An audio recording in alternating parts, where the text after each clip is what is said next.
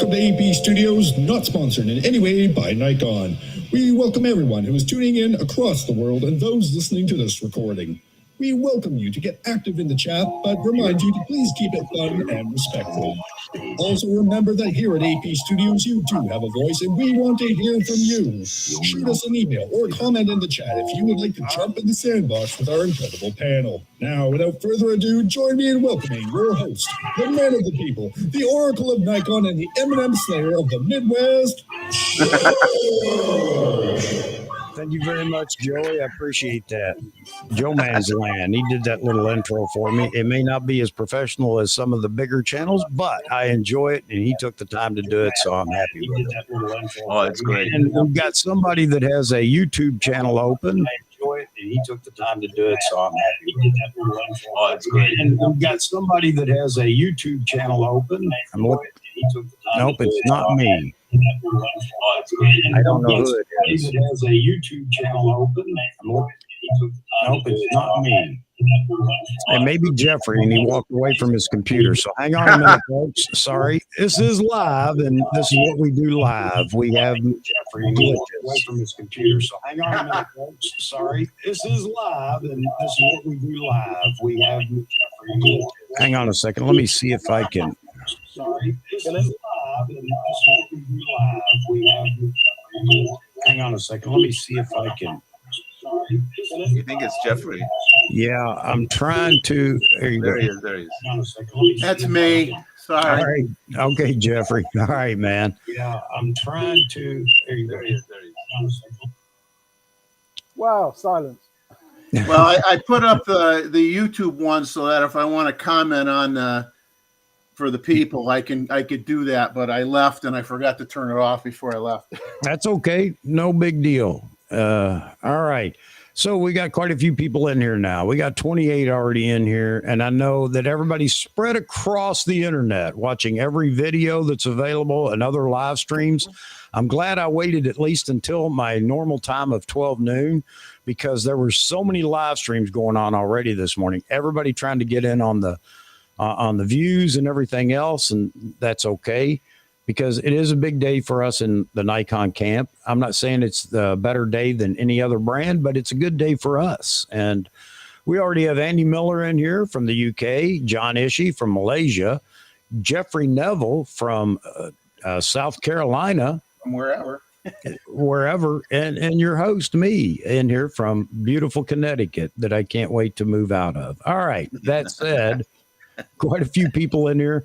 So let's just open it up. And I already have a lot of comments in here. You guys have already dropped comments. And who is Seraphin? I was thinking, thank God you guys have your Z8, but then realized it's just the beginning of Z8 talk. Yep, there you go, man. That's exactly what it is. And there's a lot to unwrap. And, I expect when the Canon R1 comes out, the Canon channels will be the same way. A lot of talk about the R1, and there should be. And I agree with that. One brand pushes another. I want to make sure I get that out there right now. I'm not saying that Nikon's better than anybody. It's better for me than any other, only because I haven't played with all the other cameras. And I'm not going to, because I'm happy where I'm at. You should be happy where you're at. Absolutely. With whatever brand you have. But my dog isn't bigger than your dog, and your dog's not bigger than my dog. We're all in it for the photography. And on the internet, though, we can all fight and scratch and complain and throw rocks at each other. But if we all get together, it's funny how we're all friends. I don't understand that, but there you have it. All right. So let us have our moment, us Nikon folks.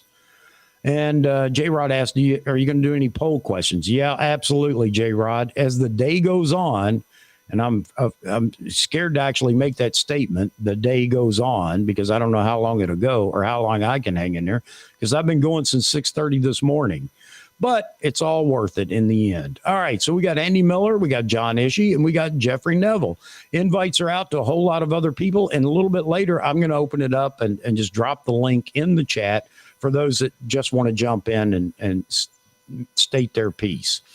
All right, so let's just go around the horn real quick. We just did this, I know, guys, but now for the audience, and then we'll get into the questions and comments in the audience as well. Andy, how do you feel about the announcement? Love it. placed orders for 2 already in 2 different stores in London. And I went to Photo London, which is an annual event at Somerset House in London. Nikon was one of the sponsors, and they used that location as the place they did the Z8 or Z8 launch for Europe. And so there were a bunch of folk, and there was the Z8, which touches and feels like a D850. It is a Z9 without the grip, and it's perfect for what I want. And I have 2 Z9s already, so there you go. There you go. Z9 owner that's buying the Z8. I'm one of those as well. Z9 owner, and I am buying the Z8. Why? Because I want to. All right. John, how do you feel about the announcement? Oh, I think it was a home run, definitely. Especially they really nailed it on the price point, made it a mini Z9, made it affordable, and yet it's a flagship, which is way cheaper than the other brands and far more capable. And they kept the what do you call it, the shutter out of it, and kept it shutterless. Yep. And it's great. And what I thought was quite ingenious was, since the battery is a lot smaller, correct? You're going to suck up the juice, but they put that other port in, they call it PD. So you just attach a power bank to it, and you're ready to rock and roll. Yeah, So, I agree with you. yeah. The I 2 think it's, USB ports are neat. I like that. Yeah, I said, oh, holy smokes, I'm impressed. So yeah, hats off. I got 2 on order. So congratulations, Nikon. They hit it out of the park. Yeah, I think they did. And I think Nikon was listening, not recently. Of course, they're probably listening recently as well. But back when the Z9 launched, there were already people, and we were already talking about, those that wanted a smaller body, same specs, but a smaller body, lighter weight, and but not so small of a body. It looks like they listened to everything that everybody was talking about, and I listened to all the chat that was going on, and there was an overwhelming desire for this camera then. But over the last few months, of course, it all got blended in with all the other niche cameras that Nikon should build, and I think will build. And I'll get in trouble for saying niche cameras when I'm including the Z500 mirrorless, whatever it's going to be. But I said then, and I stand by it now, Nikon needed to fill out the roadmap. And I think that they're going to do that. I wish they could do it overnight. That's not going to happen, but we'll take it one step at a time. Jeffrey, you have, well, how do you feel about the camera so far? Well, I mean, I think they did exactly what they had to do. If that doesn't pull over D850 users that have been, couldn't afford the Z9 or the Z9, whatever you want to refer it to, then this should do it. I mean, unless they just flat out don't need it, you're happy with their D850s and they go, I'm still not ready to do mirrorless, then they're going to sit there. But if they were on the fence and they've been waiting for something a little bit cheaper, now they've got it. And I think for those who say, oh, it's really not much better or any better than any other camera, well, really look at the specs instead of just talking out your behind, because you're really talking out of your behind. Do a real comparison and you'll be surprised. I got something going on over in the YouTube chat. I'm gonna have to. All right, I'll take care of that in a minute. Yeah, man, exactly. And a lot of the people that are going to talk about how it isn't this, it isn't that, or whatever, are either one of several categories. They're jealous of it because of what it is, or they're jealous because they can't buy this camera. And I understand that there will be people that can't buy this camera. And I hope that the more affordable models roll out sooner rather than later. But, you shouldn't take anything away from what this camera is. You can complain that you want another model that hasn't been announced yet. Nothing wrong with that. but don't run a camera down just because you can't buy it or you don't want to buy it. I'm not going to do that in any brand. I'll tell you that right now. And I hope that you all will feel the same.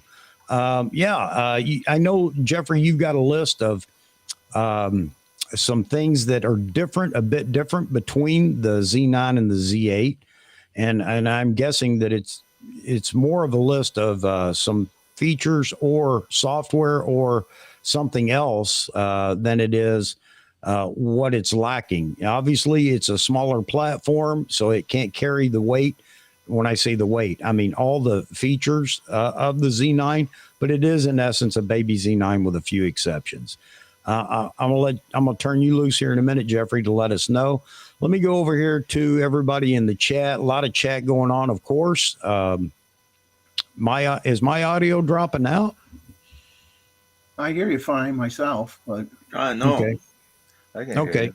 All right. Okay. I think that Z8 overwhelmed the bandwidth on the internet for everybody today. So,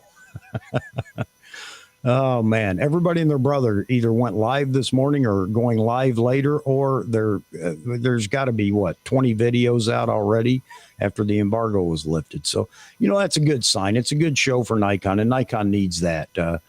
All right. So Roy Bigsby's in here, Hot Rod in Daytona. And somebody else just joined. Daryl's joining us. Let me bring Daryl in. Daryl, hang on a second. I'll let you introduce yourself.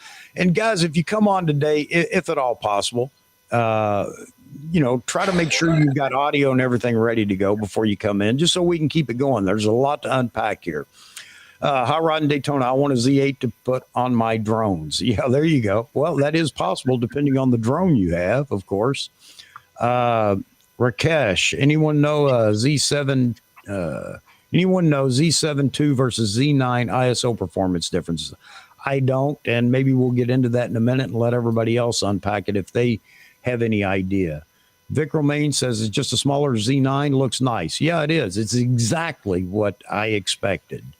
What's that? Scuba Razi. Good evening. Let me throw this comment up here. Waiting has come to an end, and no Z80, Z90, face blue, wide eyes. So it's one of the emojis that it didn't bring up. Okay. Yeah.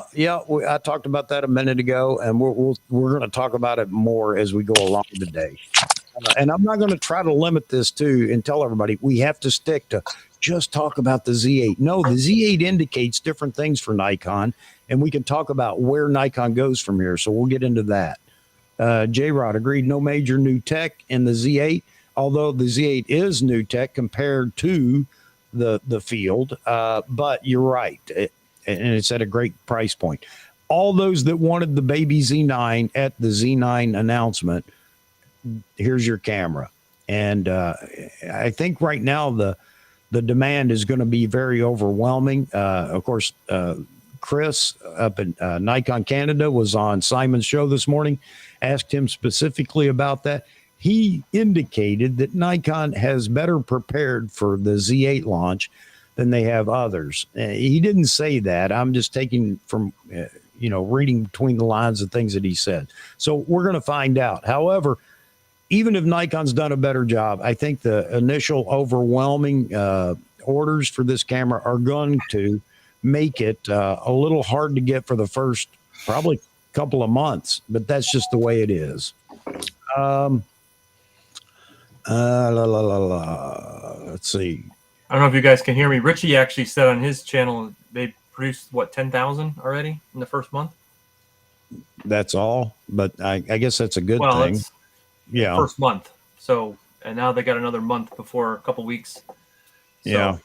Well, there you go. If he said it, then I would expect it's very close to being true, based on what he knows, and he's close to Nikon. So there you have it.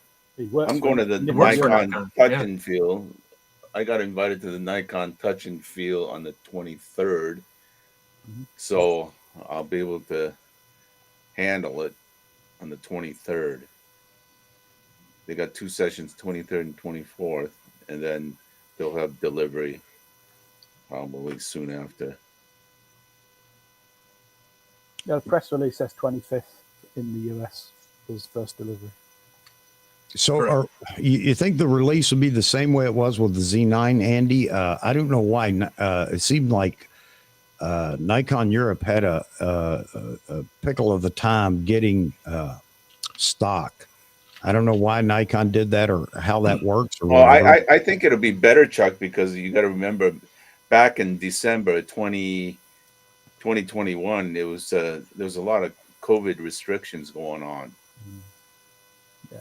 As opposed Yeah. to now, especially in Thailand, where they make they had a royal decree, for quarantine on COVID in UTI, in Thailand, where they make these things. So I think it theoretically should be better since the restrictions are all lifted. And the only thing I've read, and I spoke to my 2 suppliers today.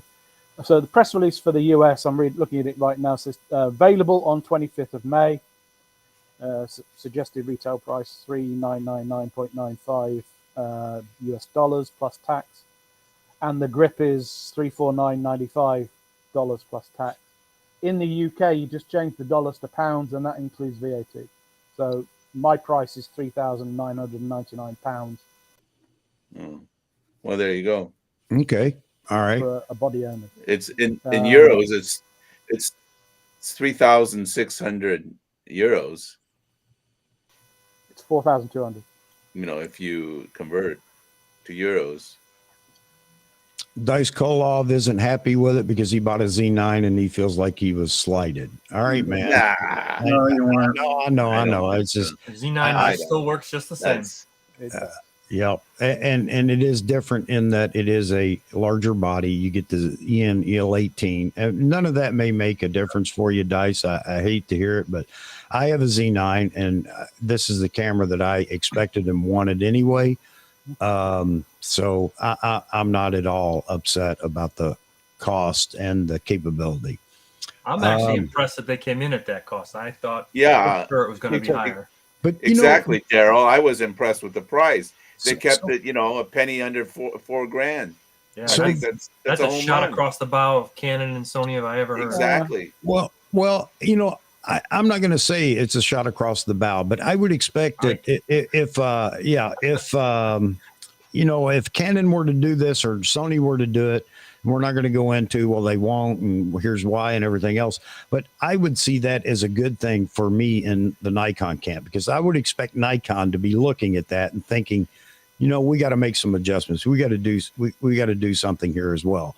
So if you can't see it that way, well, then you're just going to be full of negativity, I guess, because, this is a good thing across the board for everyone. And maybe other brands will respond. I don't know how they can or whether they will or not, but at least it's something out there for them to strive for. Just like, other features and other cameras is something for Nikon to strive for. And again, we're back to that. That's how we all wind up with these cameras, is the competition within the brands. And that's a good thing. I can't see a rant. They push each other and they get better and better. Yeah. I just can't see. I can't come up with a rant for this thing. No, I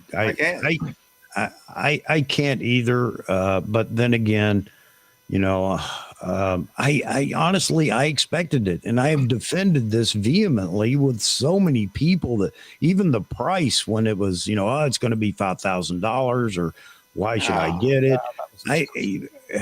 What's funny is that's the only rumor in the rumor mill that they believed was the price, not the specs, not anything else. It was just the price. And the SEPA rating for the battery. that for whatever reason, people fall for that every time. It's almost a joke now, the SEPA rating. But anyway, asked Chris about that this morning. He said on one of the batteries, and he was out, he said he shot what? It was ridiculous, the number. 2,000 shots, I think. Yeah. So, I'm not worried about that. And for those of you that only shoot stills, don't worry about the battery life for video. You don't care anyway. Why would it matter to you? But it is going to eat up batteries in video. And that's, again, Nikon looking forward instead of just, holding the holding ground. the dual USB ports on it, USB-C ports, one for power and one for accessories. I mean, that for video shooters, I know. No, for video shooters, that is fantastic. It's not, it's not one of these things. Well, whose battery life is better in all these hybrid cameras? Of course, larger cameras that have the larger batteries are going to have a better battery life, even for video. But in most cameras that most people use in the hybrid community, everybody's suffering from battery life. And Nikon put this dual port in there so that you can have dedicated power to the camera. Well, that solves that problem. And then everybody else, people that don't been shooting Nikon for a while, you have 8 zillion of those batteries kicking around too. Yep. The thing is, Daryl, you put one of those huge power banks on there. Yep. I mean, game over. Well, then we get into, well, how do you hold it? How do you carry? I know. I'm just saying it's never ending. You can't please anybody. Yeah, exactly. But you know what? Video shooters will be happy to do that because it's more important to them that they get what they want. And it's not going to be the shocker of, I got to carry a battery bank around with me. You're not out in the field in camouflage shooting birds, all right? The grip is hot swappable with the batteries too, they said. Which is one battery. One battery is, One battery. Rishi's posted two videos. One is on the MB-N12 grip, and it's got a caddy with 2 slots in it for ENA EL15s. One basically is hot swappable, the other one stays put. It goes into the battery compartment of the camera, so it's got a pin. So it makes it more sturdy than the previous versions. It's not like DSLRs that have the external pins on the bottom, so you can just attach a grip to it. It actually attaches through the battery grip on the camera. The D90 grip was that way. With the battery was different, but it had that. Yep. On my last, so the battery is L-shaped. One goes vertical, one goes horizontal. No, well, the grip is L-shaped, but the batteries go in horizontal at the bottom of the grip, and one is remains, so it's hot swappable. You can manage battery life by just swapping out the outermost battery, which will, of course, give you more time. So it is hot swappable in use. But the extra battery, it's not just to prevent having to shut down to change batteries. It also gives you that flexibility when you can't change a battery. Yeah, it'll go to the next battery. Time lapse. So my conspiracy theory is the tray looks bigger than an ENEL18 battery tray. And if you remember, when we first got the batteries for the D800, D810, D850, that came with ENEL15 tray, but within not very long, we got the end cap. Yeah, it's different end cap for the battery. So I wonder if in time we will see end caps that fit this new MB N12 grip, and we can stick an 18 in there. We'll see.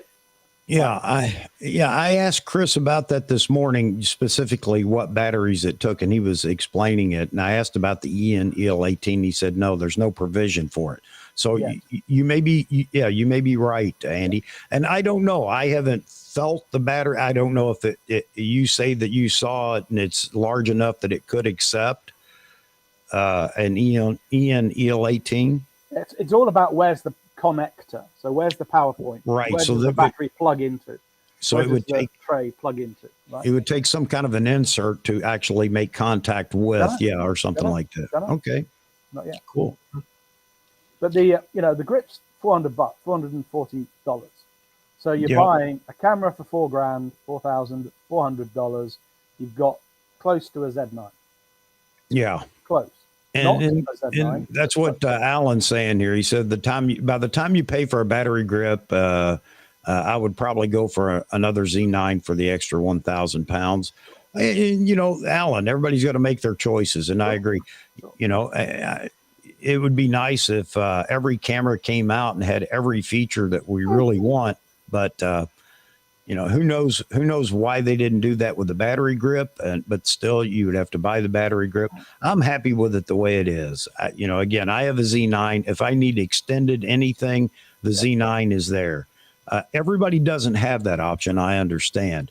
But then we have the additional power based on the USB-C power port. So yeah, I don't know how they could make it, much better, but I think that's some great options for power and otherwise. I'm impressed with how many first look videos are out already too. There's a ton. Yeah. Those are all been sitting in the queue for quite a while, waiting for the today. I'm sure, but just trying to get through them all is. So Well, Peter at Nikon Rumors is going to be pulling what's left of his hair out because they kept really tight control over this. And that Yeah, was, I was impressed. from my perspective, Really tight. that is great. That is really good management. And so, Chuck, don't knock Nikon marketing because they did a good job. Well, I was just going to say that this is an answer to some of the complaints that I've had about their marketing. The fact that there are so many videos out there, which means that Nikon did a great job or a much better job in getting it in the hands of people beforehand. I don't know how they manage the NDAs. There are a lot of people out there that I'm sure came close to breaking the NDA. But the fact is that it's in more other hands other than just the ambassador crew the select few. And I think that's a fantastic job. Hats off to you, Nikon. That's a win for me. They all kept their, they all kept their trap shut. Yeah. Some of them had them for 2-3 months. Yep. So now we'll see if Tom, whatever his name is, who teased was going to shoot it, actually did it. When I went to Grace today, I talked to the head of technical support, and he said Rob McNeish, the head of MPS in UK, Europe, was in there last week briefing all of them, answering all their questions, and of course they wouldn't say anything. So for all of these, it's obviously a campaign. It's hugely expensive. So you don't want it leaking sooner. They have no documents they can give to anybody. He didn't know the price, but he guessed it and I guessed it. And obviously at 1 minute past 1 p.m. when I placed my order, he knew the price because it was on his little terminal. Yeah. So I think this is just how you have to do it now, because there's so much negativity. We've already heard it. Why would you launch into a sea of negativity when you can control that noise and just say, okay, let's go with the positive, and the noise will happen later when we've let loose the control. Well, this camera is no surprise to Canon, no surprise to Sony. They knew about it long before us. And so I think if you take that off the plate as an issue or a reason for the NDAs and everything else, there is one thing that I will still, there's one niggle that I have with Nikon. They could communicate a little bit. There could be, with the Z9, we got a development announcement. And I'm not saying they should do that again. Maybe they should, maybe they shouldn't, but let people know that they're, take us out of the dark, just put us in the shade with something to let people know, okay, stand by. It doesn't have to have a time limit on it or anything else, but I just believe that maybe we're in a time now when we can actually open up and let the consumer know, don't be so worried. Let's just hang on a minute. That would be my one complaint, but I think they've done a good job in the launch. I think they did a good job in all the reviewers that are out there, and the fact the different people that I've seen them pick up and Instagram and things like that to showcase their work.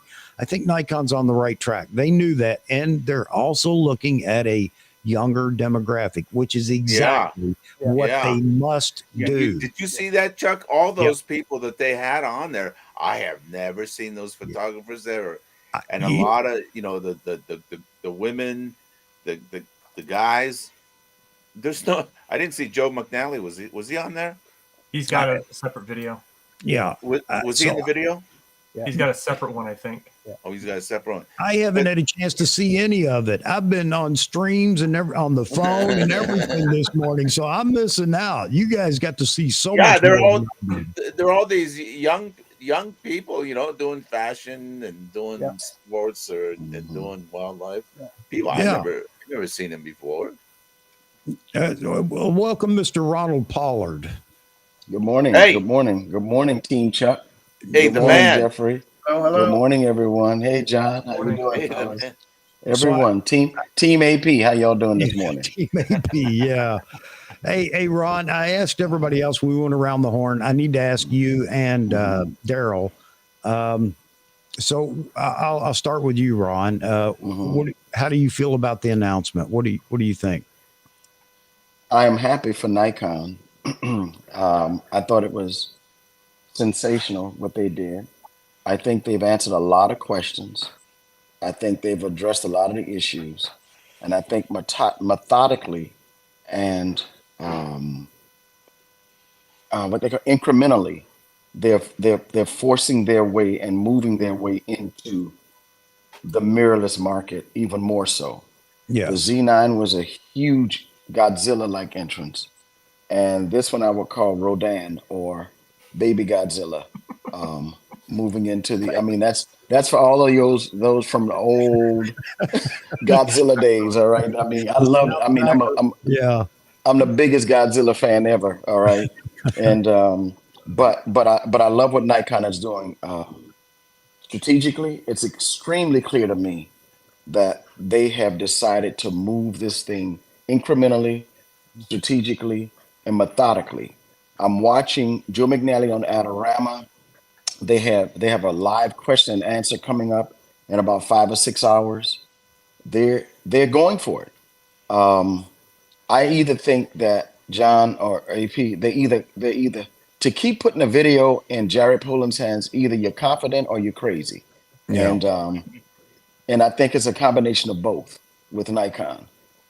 Because Jared Poland is still I'm just it's just hard for me to rationalize that.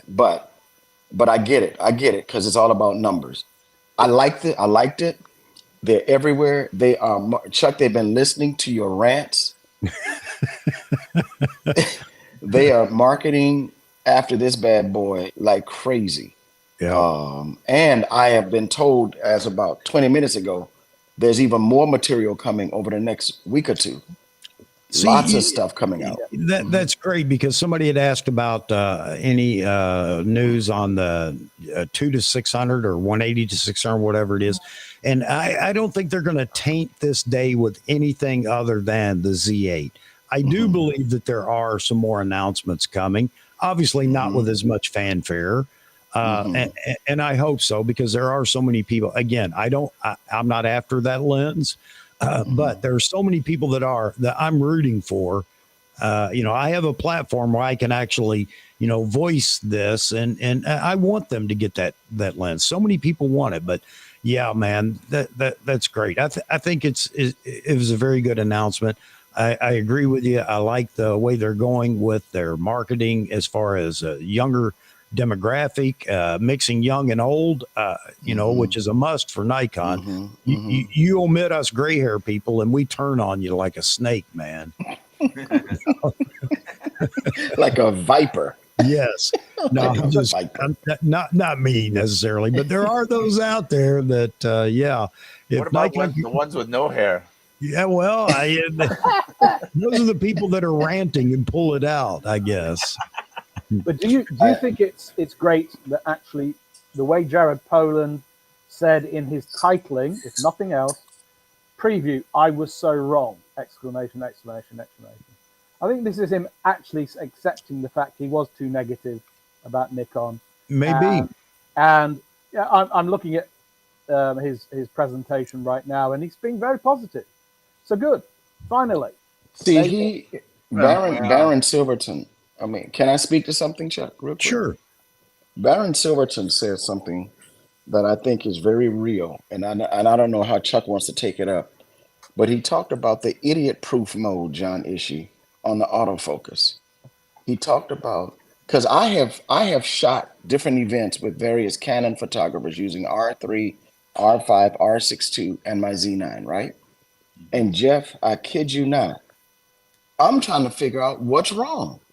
What am I missing? And then it occurred to me, because I don't shoot my camera all the time, gentlemen, and just general autofocus and let the camera decide, just in general, that's why I'm getting such a high keeper rate, because for me, I always put the camera in custom 1, Chuck, or I put it in custom 2, because I'm always shooting for an area, even when I'm shooting sports events or people. So I don't get to see the weaknesses, quote unquote, of the Z9 autofocus versus the others, Yeah. because I'm always putting it in a mode for sports action concerts, because there are 15 people on stage. You got to give the camera something to work with. Yeah. Well, I Well, I think will. that's the pro. That's the pro and the con.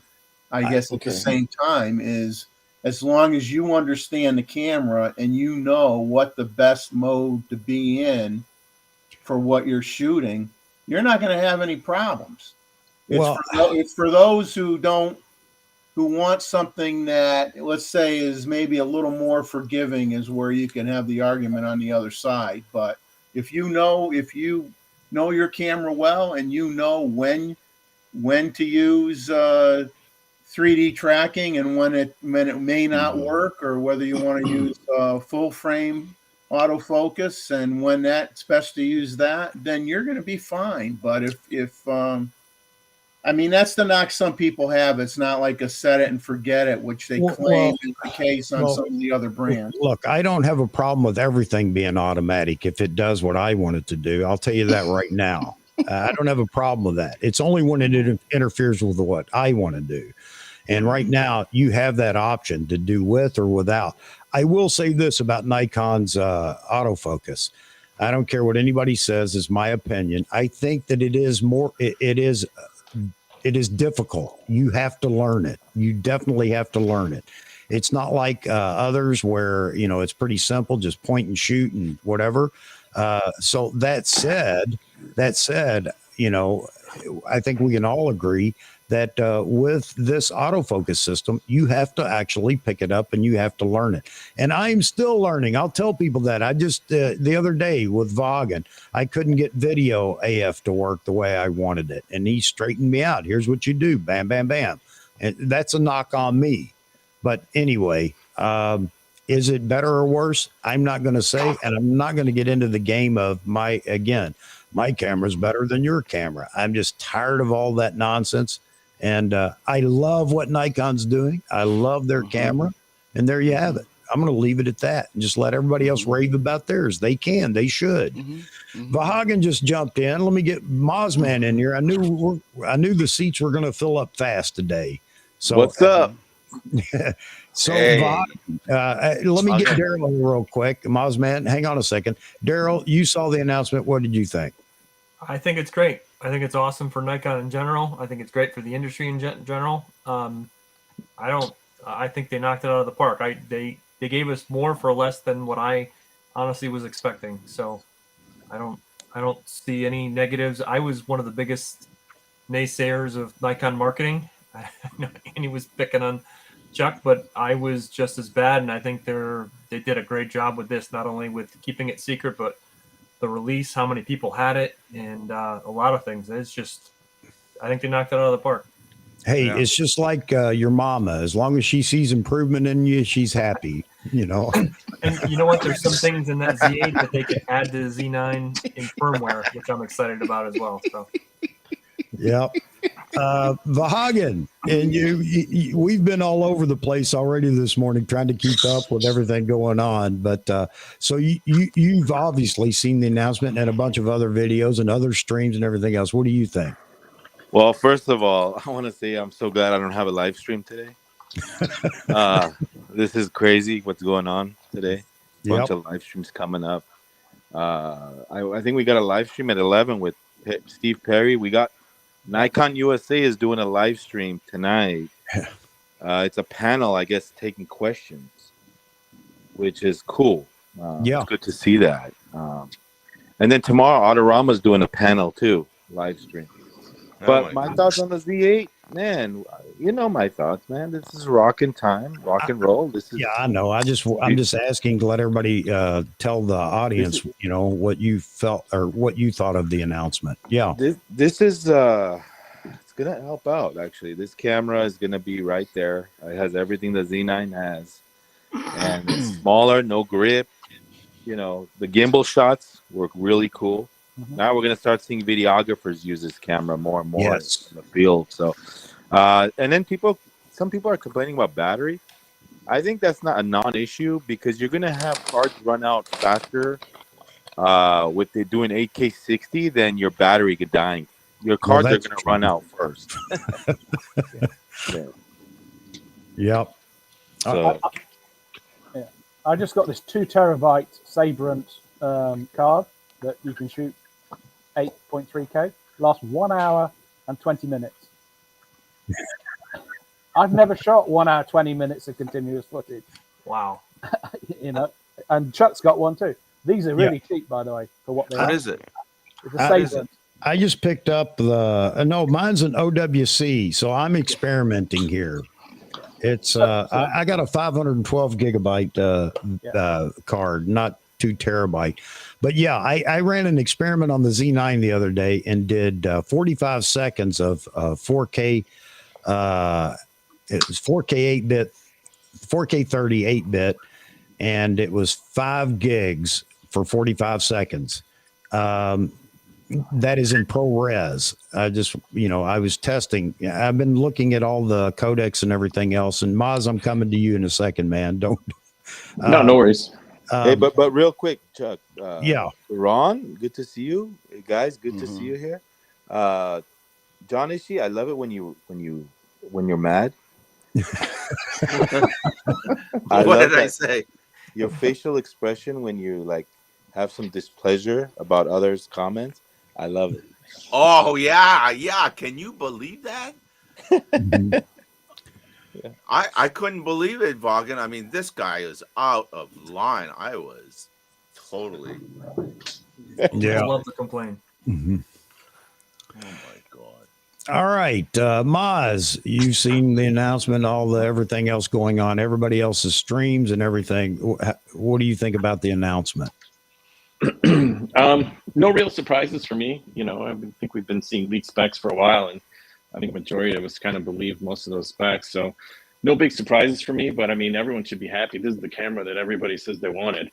So, from what I understand also, I mean, they've been producing this for a few months, I heard. And, I from what I'm hearing, supply should be able to keep up with demand. So we'll see. And I heard that for not just the U.S. market, but for Europe as well. Man, I hope so. That would be great. It puts Nikon in a better position because we have all in the Nikon camp, of course, complained about supply and delivery issues. But again, this would be a big turning around point. The Z8 may be the big moment. It wasn't the Z9. It may be the Z8 that begins to show flashes of Nikon's brilliance and everything else. So I hope so. And again, I'm not taking it away from any other manufacturers. They've been able to do it, and I'm happy for you. But yeah, absolutely, man. I got a comment I'll bet you Bobby had one. Yeah. When he was talking to you, I wouldn't be surprised. Yeah, Bobby Tonelli. Yep. Steve Perry had one when he was talking to me.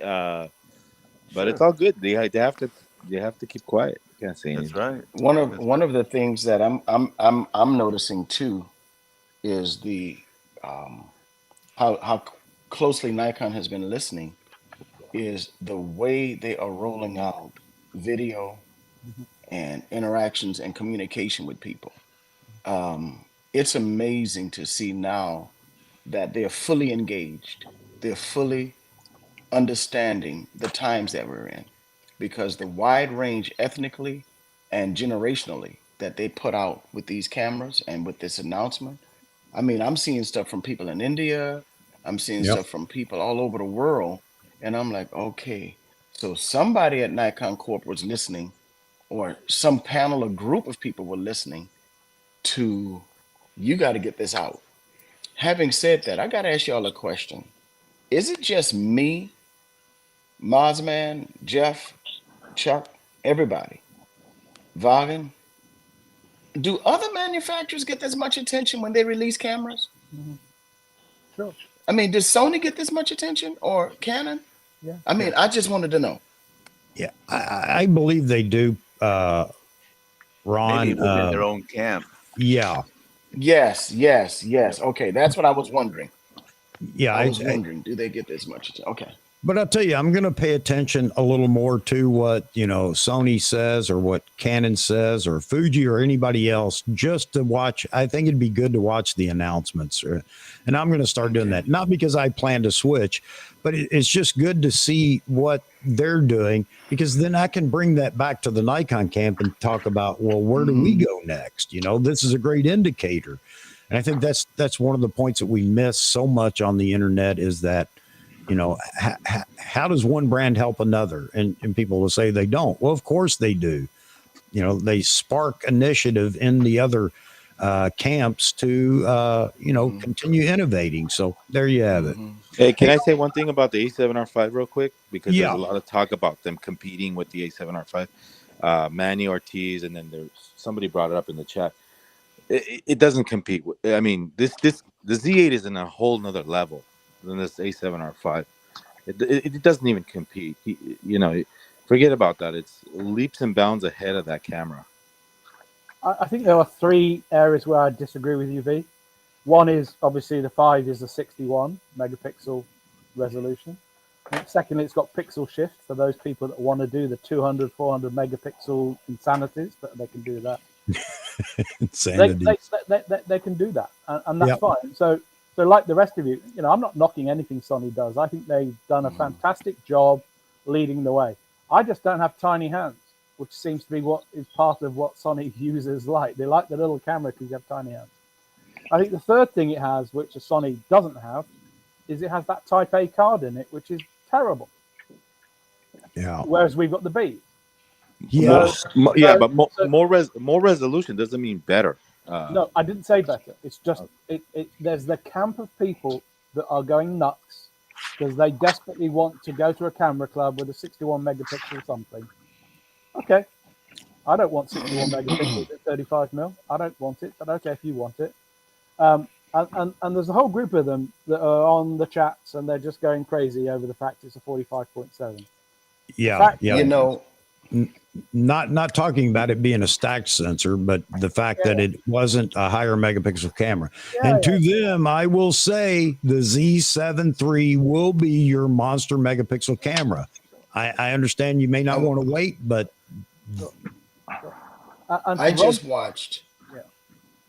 I'm sorry. I just watched one of my images, sir, printed on one of the largest billboards in all of Nashville and on an AT wheeler of the comedian actor Cat Williams with the Z7 II at 45 megapixels.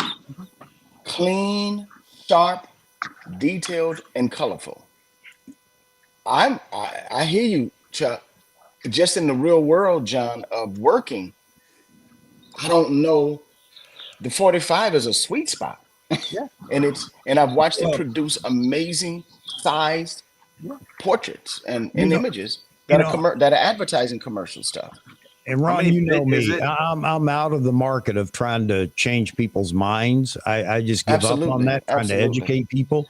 So it's a matter of, if you want it, then I'll be an advocate for you. But as long as we have all those options available, and that's what we're going to have here in the Nikon camp, is you have this body that's the all-rounder, affordable body for those that want a flagship-like body. Here it is. You got it. I don't know how you can complain about that at all. How many bit is a Z7? But I think I just don't want y'all to miss what I'm saying. I just watched. So yeah, they can have that, Chuck, whatever they want. Well, that's not against what I'm saying. What I'm saying is that I just saw these images printed on billboards from a Z7 II. So we in the Nikon camp should not feel like we're missing out on anything. Well, there are people in the Nikon camp. I mean, and I think Khan was one of them, and Grays, because he actually acknowledged a while back he wanted it to be a large megapixel camera, the Z8. There are people that want that for whatever, a myriad of reasons, because they can use it, it will work for them. somehow, and I don't know. And there are people that just want the bragging rights. I'll tell you right now that's a big one with a lot of people that don't have any experience with printing or anything else. They just flat out want that 61 on the side of the box, or 80 or whatever it is. And I'm not saying that, some people can't justify it. Of course they can. But guess what? You're going to get that. It's coming. That's why when the naysayers were saying the Z7 or the 7 series will just go away when we get the Z8. No, I never believed that for a second. It was never even a rumor in my mind. It makes sense. And everything that I have brought up in my predictions, it's about logic and making sense. And it looks like some of this is already coming to fruition. I'm not tooting my own horn. I don't care about that. But I wish everybody could be as logical thinking about some of this stuff. So, yeah, I think you're going to see that in the Z7 III. Get ready. You're going to see it. I can't tell you when, because I was obviously way off on the date for the Z8. So I won't even go down that road anymore. I want to address this comment real quick because I'm so far behind on comments, and everybody's in here to be heard and whatever. But RBJ, and I know you dropped another comment below this, but this one struck me as I'm a little disappointed that Nikon couldn't improve anything in 1.5 years with the Z8. I think that they did. They brought a couple of innovations in the Z8 that aren't even available in the Z9.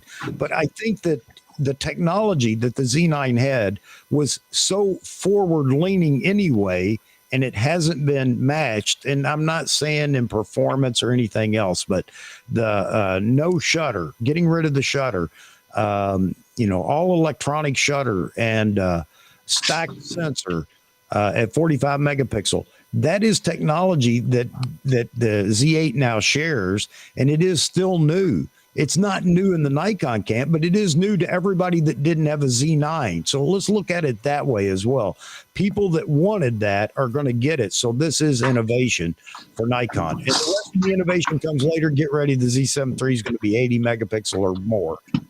I guess the question, what do they think should be improved? What, other than stuff they can improve through firmware, which I'm sure they'll continue to tweak. And we can open that up, and maybe I'll do that in a poll too. But I mean, you guys remember that leaked image the mock-up somebody did of here's the Z8, and it was this discombobulated camera with a lens over here, and it looked kind of goofy. Somebody was making fun of all the leaked images or whatever, and he did a mock-up that looked absurd. That's what the camera would look like, honestly, if everybody got their way. Platypus. It would look incredibly stupid if everybody got their way and got everything they wanted, because they'd just be plugging things in, gluing knobs on everywhere for all the knobs that are missing, all the buttons that are missing. It's just one of those things. There's only so much you can do with the real estate you have to work with.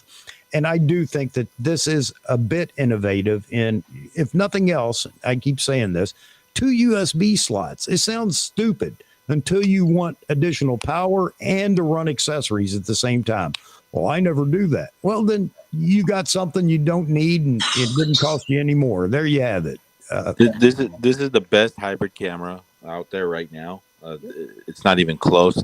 We have the Sony A7R5 does not even do 8K 60, 8K 30, 10-bit.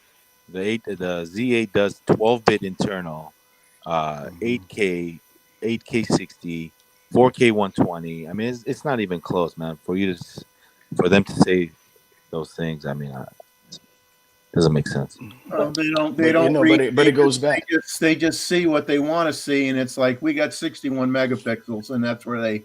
And that's where they have to stop, They're not looking at everything. They got 10. They got 61, but at 10 frames per second. Yeah. I've got 100 at 1 frame per second. That's good for me. I have one focus point that does single focus, not continuous. There you go. Works for me, 16-bit. It kills me. And but it goes back to what Chuck said. Chuck said it don't even have to make sense. If that's what they want, they just want it.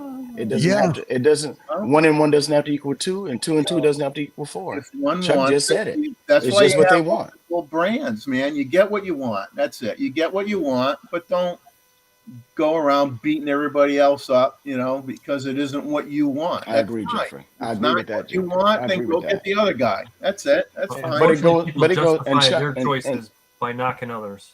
That makes them feel and better Jeffrey, about it goes back to when Verhagen held the miseducation of a whole nation. When he held Jared Poland accountable for the misrepresentation and miseducation of a whole nation, because this guy, they leave out information selectively. It shoots at 30 frames a second, but the bit rate is lowered down to what? 10, 11. Yeah. They leave that stuff out on purpose. If Nikon wanted to, they could like this. They could give you the 30 frames per second with those same conditions on a Z9 with a firmware update like that. And they chose not to do that because they don't need to play the game. They don't need to play those games. Right. Okay. They may add it still. They could. They could do it whenever they want. I was just reminded of something that I brought up recently, and we don't need to go into discussion about it, but I want to say it while I'm thinking about it. I asked people how they felt about the fact that my prediction is that flagships and the next tier are going to become closer and closer together. How much closer can you get? Let me add this for those complaining about the price. The A7R5 is $3,900. Let's not forget that. Yeah. So. Well, I think the thing is too. I think there's a few people in the chat that are feeling disappointed that they bought the Z9, and I could go over at some point here. I'll go over the spec differences, and once you see the spec differences, you're not going to feel disappointed unless you basically bought features in a Z9 because you didn't want to wait anymore for this Z8. Then that's on you. But the differences are significant enough to justify the $1,500 price. And you're right, Jeffrey. And you know what? You want to know what else blows my mind? The A1 is $6,500. Yeah, $6,500 for A1, and in my opinion, the Z8 has that camera, stack sensor and all. You probably can't get a used A1 for that. Yeah, and that's $6,500, and then that's not with the grip. Yep, no Go grip. at the grip, and you got an even bigger difference. So here's Manny Ortiz. He said, "What's up, Chuck? What's up, Manny? One of these days you're going to have to come in and sit down with us, brother. I watch your stuff all the time. I'm not just blowing smoke here, but you got to come in and sit down with us. Just got my Loner Z8 in the mail for $4,000. I can't complain about anything. This camera is more capable overall than any other in its price range. And that's what we're talking about, Manny. It won't be long. It'll be eclipsed by, Sony or Canon. That's fine. This is just our moment to, basically talk about what we got. And we're really happy with it. So good to see you in here. And you're welcome to join us now if you'd like to. Just let me know in the chat and I'll send you the link. But thanks for dropping by. I appreciate that. We got, I can't keep up with the chat, guys, as usual, but it's exceptionally high today, and it should be. Whoa, 100 people viewing. Amazing. Wow, that's a record for me, I think. Is that a record? I think so. I'm not sure. I don't keep track of all the stats like everybody else. So, but I will say this. Let me pause for a second. I'm not begging for subscriptions. You'll do that if you want to, and honestly, it really doesn't matter. I know it's crazy to say that, but likes I appreciate. I really do. Likes mean more to me than anything because it lets me know that everybody's enjoying what we're doing here, and so if you don't mind, drop a like. I'd appreciate that. You decide on the subscription. It's entirely up to you. All right. So I think if you're, I'm sorry. No, go ahead. I'm just saying, if you're, and there's some people in here saying, well, you go and you add the battery grip or whatever, the price difference isn't enough. I'll get the Z9. Well, that's fine. But look at it this way. if you never plan on buying the battery grip. And to me, that isn't a big plus to buy that. The battery grip adds 1.8 times the capacity in terms of recording time. But you add that grip, it is bigger and heavier than a Z9 when you add that grip, believe it or not. It is bigger, it's taller, and it is heavier, 1.8 ounces heavier than the Z9. So if you're thinking, oh, I got to get that battery grip, I just have to have it, then if you were complaining about the size of the Z9, you'll be complaining more about the size of the Z8 with the battery grip. Exactly. But all those people out there were saying, oh, but the Z9's so big. Well, now you got something that's 18% smaller than a D850.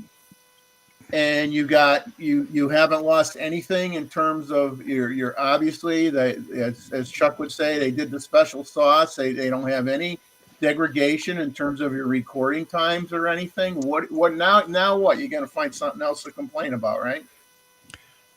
Yeah. Can I liken that to, Jeffrey, telephoto zooms versus prime zooms? Get the one that works best for you. Yeah. You don't want a battery grip, but you might want it from time to time. The Z8 is a fantastic purchase for you. You don't want the battery grip. You're never going to use it. The Z8 is still a fantastic purchase for you if you're in the Nikon camp or if you appreciate what the camera does. I'm not going to tell everybody that, go sell everything you got and jump to the Z8. But those that are in the Nikon camp, with or without, it's up to you. But don't just lump it in there if you never plan to use the battery grip just to make your point of how close it is in price to the Z9. I mean, that's not a fair comparison. So, hey Chuck, can I jump in for a sec? I got a question. I don't know if Jeffrey or Andy may know this, but is the focus speed with the Super Tele is going to be compromised on the Z8 due to the battery? Don't know. Has anyone heard anything about that? No. Steve Perry's live stream starts fairly soon. We should ask him then. He's shot it in the field with big lenses. Good question, Maz.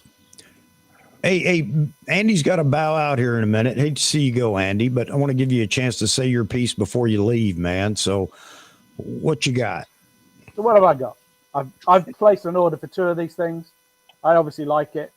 I went to Kenya, took 2 Z9s and a Z7. I wish the 8 had been in my hands because the difference is chalk and cheese. The image quality, I think, is still better in the 9 than the 7. This is a great camera. I don't think anything is a game changer. And Nikon is in the business of making cameras and lenses. So there will be more coming, guys. So the 200 or 180 to 600 coming. When? I don't know. Nobody seems to know. So just be patient and cool it, because let's just go shoot, take nice shots, and I think the Z8 will do that in hands with a smaller system.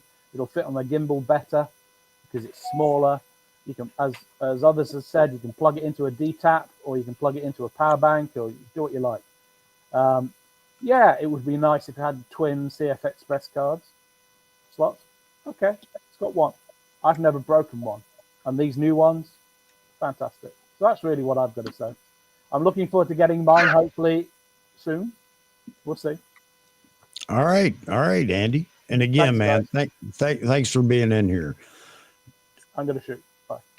All right, take care, buddy. All right, yeah. I am Hassan busting my chops here. AP Studios Z8 will be eclipsed by Lumix. Get it right, Chuck. Don't make me drive to Connecticut and bring a bag of grits. All right, man. All right. Sounds great. Oh, man. All right, man. Still a lot of people coming in, jumping in here. And I have had a pot of coffee already, and I got to make another pot. I mean, that's what this day is going to be like for me. So with that said, I'm going to go do my business real quick, and I will be right back. I hate to go, but, I'm going to be in this chair for, I'm guessing, 10 hours total today, at least. total from this morning until I finish with my stream. So you gotta cut me some slack. I gotta get up and walk every now and then. But let me go make a pot of coffee real quick. Hey, Chuck, let me say my goodbyes because it's yeah, it's very late for you. Yeah, it's jammy time. Jammy time. All right, you guys. Ron, Morgan, the man, Maz. See you, John. Take care, John. And Jeffrey Neville. Amazing guys. All right. Take care, John. And Wayne must be wore out because I sent him a link, but he's been up all morning with this. He's toast. Yeah. He's toast. All right, buddy. Bye-bye. See you later, bro. All right. Okay. So Craig C asks who pre-ordered. Well, you already heard Andy talk about he's already pre-ordered 2 of them. I have pre-ordered, and I'll let the rest speak for themselves, and I'll be right back, Jeffrey. You know what? While you're getting coffee, I'm gonna call out the differences. Oh, please do. Please do. A lot of people have been saying, Jeff, what are the differences between the Z9 and the Z8? So I'm going to tell everybody what the differences are. All right. Let everybody state whether they pre-ordered or not, and then hit it.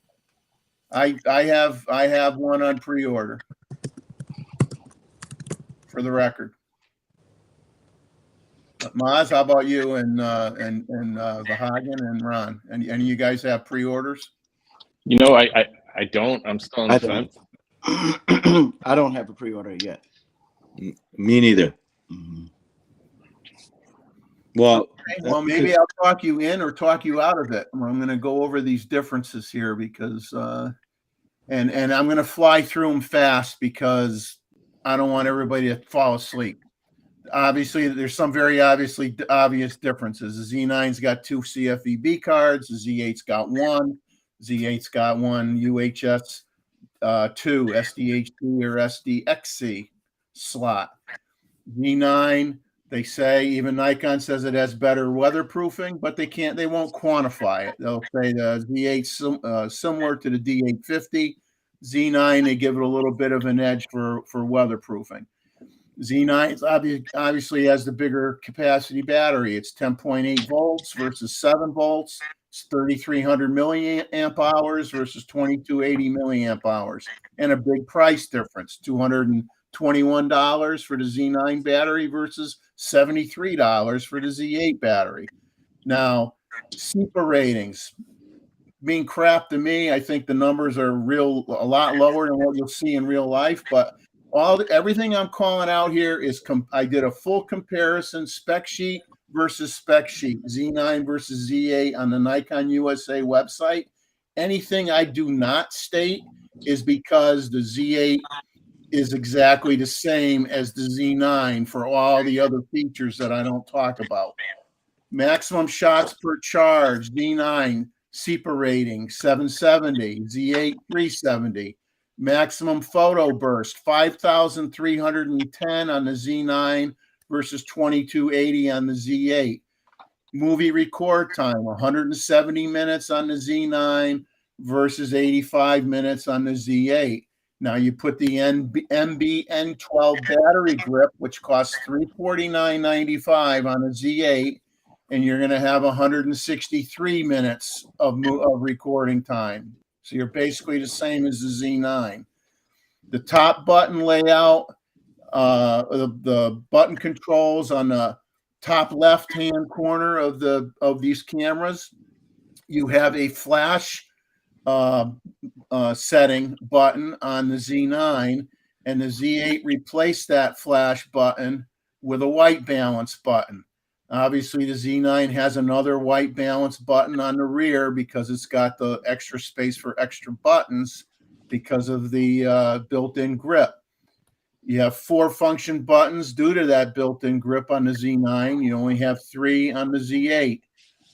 That rotatable dial that some people are glad it's gone, some may not be. You had that rotatable dial underneath those function buttons that had that you rotated for low frame per second, high frame per second, self timer, what your frame per second was going to be for your JPEG when you're shooting at 11 megapixel sizes. You don't have that on the Z8. On under full high definition 1920 by 1080, according to the manual, you have slow motion 30, 25, and 24 frames per second on the Z9. They don't talk about that on the Z8. Whether it has it or not, it's not in the manual. Camera size. Okay, here's where we get into differences. The Z9 is 0.2 inches wider, is 1.2 inches taller, and it's 0.3 inches deeper. Now you put the grip on the Z8. It'll be taller than the Z9 and 1.8 ounces heavier. The Z8 weighs 47. Z9 is 47.3 ounces. The Z8 is 32.1 ounces. Now, what I found that's weird is when you look up the specs for your DX format image area, you know, what are the sizes of the files? For whatever reason, the file sizes in DX mode on the Z9 are slightly larger than the sizes on the Z8. I don't understand why it's any different, but I'm just going by the data sheet and I'm not going to read off the numbers. The Z8 has the added HEIF file format, which people are saying is a better than a JPEG. You don't have that on the Z9, at least not yet. You also have a file system. You have an MPEG-A and MIAF on the Z8, which is not on the Z9. The Z9 theoretically is going to have a faster buffer, is going to clear the files quicker. There are differences in the playback function settings. Movie playback, Z9, yes. According to the data sheet, Z8, no. Although the Z8 says it has, some of these things I don't really know what they do. I'm just stating what's in the manual. Z8 has filtered playback, skip the first shot in a series playback, save consecutive frames, and motion blend. And Z9 does not have that, although I think firmware-wise they added that skip to the first shot in a series. I think that's available in playback mode. USB connectors, big deal. Z9, yeah, you could add a power bank to it. Z8, you can add not only a power bank to it, but you have another connector that transfers data. Z9, you got the RJ45 connector for Ethernet for those pro sports photographers. You do not have that on the Z8. Now, I think they're making an adapter cable to give you some functionality in that regard for pro sports photographers. I think it was mentioned on the stream. I don't know the part number. The viewfinder, you have 16 brightness level adjustments on the viewfinder for the Z9. You have 18 levels of brightness adjustment on the Z8. And your autofocus EV range is -6.5 to +19 on the Z9, and it's actually slightly better on the Z8, -7 to +19. And you have airplane subject detection on the Z8, which is not yet on the Z9. They may throw it in as a firmware upgrade, who knows. And the Z8 will record RAW at 3840 by 2160, which the Z9 does not. So, and there's differences with the accessory shoe. I don't know what it means. I mean, Z9 says accessory shoes, ISO 519 sync terminal with locking thread. Z8's ISO 518 with sync and data contacts and a safety lock. So you don't know all those specifics. And obviously you have a mic on the Z9. You don't have a mic button on the Z8. You have, there's a few other things, but the bottom line is if you're hung up on battery capacity, then just get a Z9, because the Z8 with an equivalent similar battery capacity for movie making is going to be heavier and bigger. So you got to pick your poison. What's most important to you. But what you're paying for. You go, why am I paying more for a Z9? You got a better weatherproofing. You got the 2 CFEB cards. You got better battery capacity. You can shoot for longer times. You can get more, pictures off the camera. You got more function buttons, faster buffer. You got the RJ45 Ethernet if you're into that. So there are things that make it worth that extra money. Now, if that stuff didn't matter to you when you bought the Z9 and you bought it because you weren't going to wait anymore, and those of you that still waited and didn't buy a Z9, well, then to me, it's a no-brainer to buy a Z8 and save yourself a little bit of change. That's my summary. I'm done.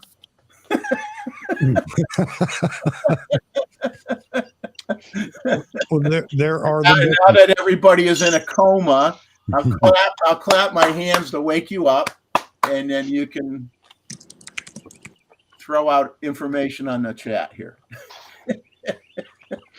Everybody, welcome Mr. Z8 Photo. How's the audio sound? I just got a few minutes, but It sounds fine, man. Good, man. And I hello. figured I'm on my lunch break. I'm sure you guys can see me eating my chicken Yep. and rice here, but That's fine. I figured, what better place to break my Nikon Z8 silence than on Chuck's Wednesday live stream. So I figured I'd just hop in and tell you guys what I think. And what I think is I'm switching to Canon or Sony because I want crummier glass. And no, I'm just kidding. I'm just trying to stir up the chat. You guys know I appreciate everybody. But no, Nikon Z8 totally expected. I have not pre-ordered it yet. I'm still kind of on the fence.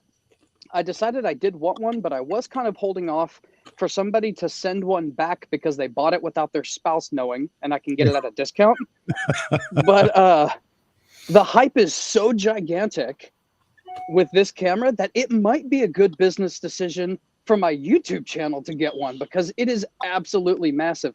I'm really proud of Nikon. They're just shoving it they're letting everybody have it. And actually, the haters, the Nikon haters, actually only got it for like 2 hours, and everybody else is getting it for like a longer period of time. And so that's really good to see. I'm finally happy with Nikon's marketing. And so good job, Nikon. I think they're doing a much better job now than they have in the past. Well, hey, I'm glad you jumped in there for a minute, man. It's good to see you. And yeah, I had gone around the horn. Everybody that comes in, I'm asking them what they thought about the announcement, and you jumped right to it, man. So happy about that. Yeah, there's a lot of discussion going on, the likes, dislikes, and so on and so forth. It's just hard. There's so many videos out there. I haven't seen any of them, by the way, Zach. I've been too busy this morning in live streams and phone calls and everything else. So, I was happy with what I did get out of the announcement, watching it while we were in the stream. And yeah, I pre-ordered it, as everybody knows, a week or two ago, whenever it was, when they finally let me do that. So yeah, man, I think the Nikon camp is happy overall in general. And again, I hope all the other brands are happy as well, because, this just pushes the other brands to go on and move a step ahead or whatever. And that's good for all of us. So there you have it. Yeah, I have a question for Z8. Yo, what's up? Should we put that D850 replacement theory to bed? No, because at least the point of my video was it wasn't features that people were after. It was that feeling that people got. Now, maybe they will get that feeling with the Z8, but I still stand behind you'll never get a mirrorless version of a D850 because you can't really repeat the exact same emotions that something gave you. No, I'm thinking of more in lines of, there is no replacement when it comes to mirrorless over DSLR. You get what I'm saying? Me personally, I just feel like most of the arguments of where DSLRs are, they have like some benefit over mirrorless. I just feel like for me, it's kind of like, you know how like ancient peoples thought that thunder was the gods being angry. And then eventually we find out that no, it's just a natural occurrence. it's kind of the same thing. It's like anything you want to say about DSLRs being better than mirrorless, it's just like they're just checking them off one at a time, in my opinion, you know, coming from the DSLR world. And so I don't even know if it's appropriate, if Vahagan, if that's what you're asking, to say that like a mirrorless replacement for anything that was a DSLR, you know. I just don't even know how to quantify how any DSLR would be better at this point. If we're talking just Nikon, if we're just talking Z9 versus anything that ever existed in the DSLR, like I don't even think it's a conversation that can be had. You know what I mean? Maybe you guys disagree with that. What do you think, Vahagan? I mean, what are the benefits you think in DSLRs at this point? There's not really benefit. I just think they're different. It's just a different feeling, right? It's like, do you like the OVF experience? Yeah, you know? It's just a different thing. There's really not replacing a DSLR or replacing a mirrorless for that matter. So they're just two different things, in my opinion. I think you said the right thing there. People are emotionally attached to their D850, just like they were with the D700. I don't think it's about specs or anything else. I think it's an emotional attachment for most people. And, you know, to include people that are still riding the train of Nikon will produce a D880. No, I think you're out of luck there. I may have lost connect. Nope, you're good. We hear you. I think you lost it now. Yeah. Yeah. I think got to his connection. I think what Z8 mentioned about marketing is spot on. I think we all have a lot to do with that in this whole Nikon space. And the proof is tonight. It's, what is it, 5 o'clock tonight? They're going to have a round table or questions or something, a live stream coming up on Nikon USA. So I dropped out for a second there, Chuck, but I like what you said. It's an emotional attachment, and it's not necessarily a bad thing, because if you, like, I'm emotionally attached to my Z9, and thus I shoot more photos better, you know, because I love handling it. Like, if you hate handling a camera, you're probably not going to go out as often, you know? And so it's not necessarily a bad thing. It's like people are just going to have to give another camera a chance to see if they're just like, oh my gosh, this thing is so much fun to use, which is why I tell people all the time, rent before you buy. Go to borrow lenses, you know? Dude, when I shoot my D4, I feel like I have a machine gun in my hand. It makes you feel a little cool, right? I'm serious. I feel like I have a machine gun. Not necessarily the speed, just the way it feels. Well, guys, I'm going to have to hop out here. I can't take you upstairs because I have photographs all over the wall, and I'm not going to be doing this to navigate around them and get Chuck demonetized, you know? So I'm going to get out of here, head back to work. Thanks for having me for a little while, Chuck, and we'll catch you guys next time. Okay, take it easy. Yeah, man. Later, and thanks for dropping in, buddy. For sure. Take care, guys. Sorry, send another link out. But you know, I think though, with the price point being what it is, there's still going to be a handful of people that I think will be waiting for that, you know, $3,000, $3,200 area price range camera. So I think they're going to get a ton of orders, more than we'll get that notice eventually. We underestimated how many people wanted our cameras. Sorry for the delays, but it'll probably happen eventually. But there'll still be like another group that's going to wait for that Z6 or that Z7 III, no doubt about it. Yeah, there is. There's a whole segment of the Nikon camp that are definitely waiting for those cameras. But, you know, once we fill this out, won't it be nice that you have your choice across the spectrum? What do you want? And it'll be answered. Sorry, we're not getting one camera that does every bit of that. Yeah, Craig, I think nailed it. That's what I was trying to get at, what Craig's saying on the screen here. Yep. I agree with it 100%, Vahagan. I agree with you, Craig. And, you know, it's, again, I think it's a nostalgia thing as much as it is emotions, emotional attachment. And that's not to say that's everybody. I mean, some people still can articulate the differences that they see between the mirrorless version or the mirrorless cameras and the D850. And I understand that too. But at some point, it's like that commercial, you got to let it go. You just got to move on, or just buy used D850s when the one you have wears out or whatever. And I don't mean to sound crass, but that's what you're left with, and that's just the way it is. Oh, I tell you, I was one of those with the D850. I love optical viewfinders, and it took me a long and in the beginning, let's face it, a lot of these initial mirrorless cameras had really horrible EVFs. I mean, they were as bad as picking up what you look through old VHS camcorder in the old days.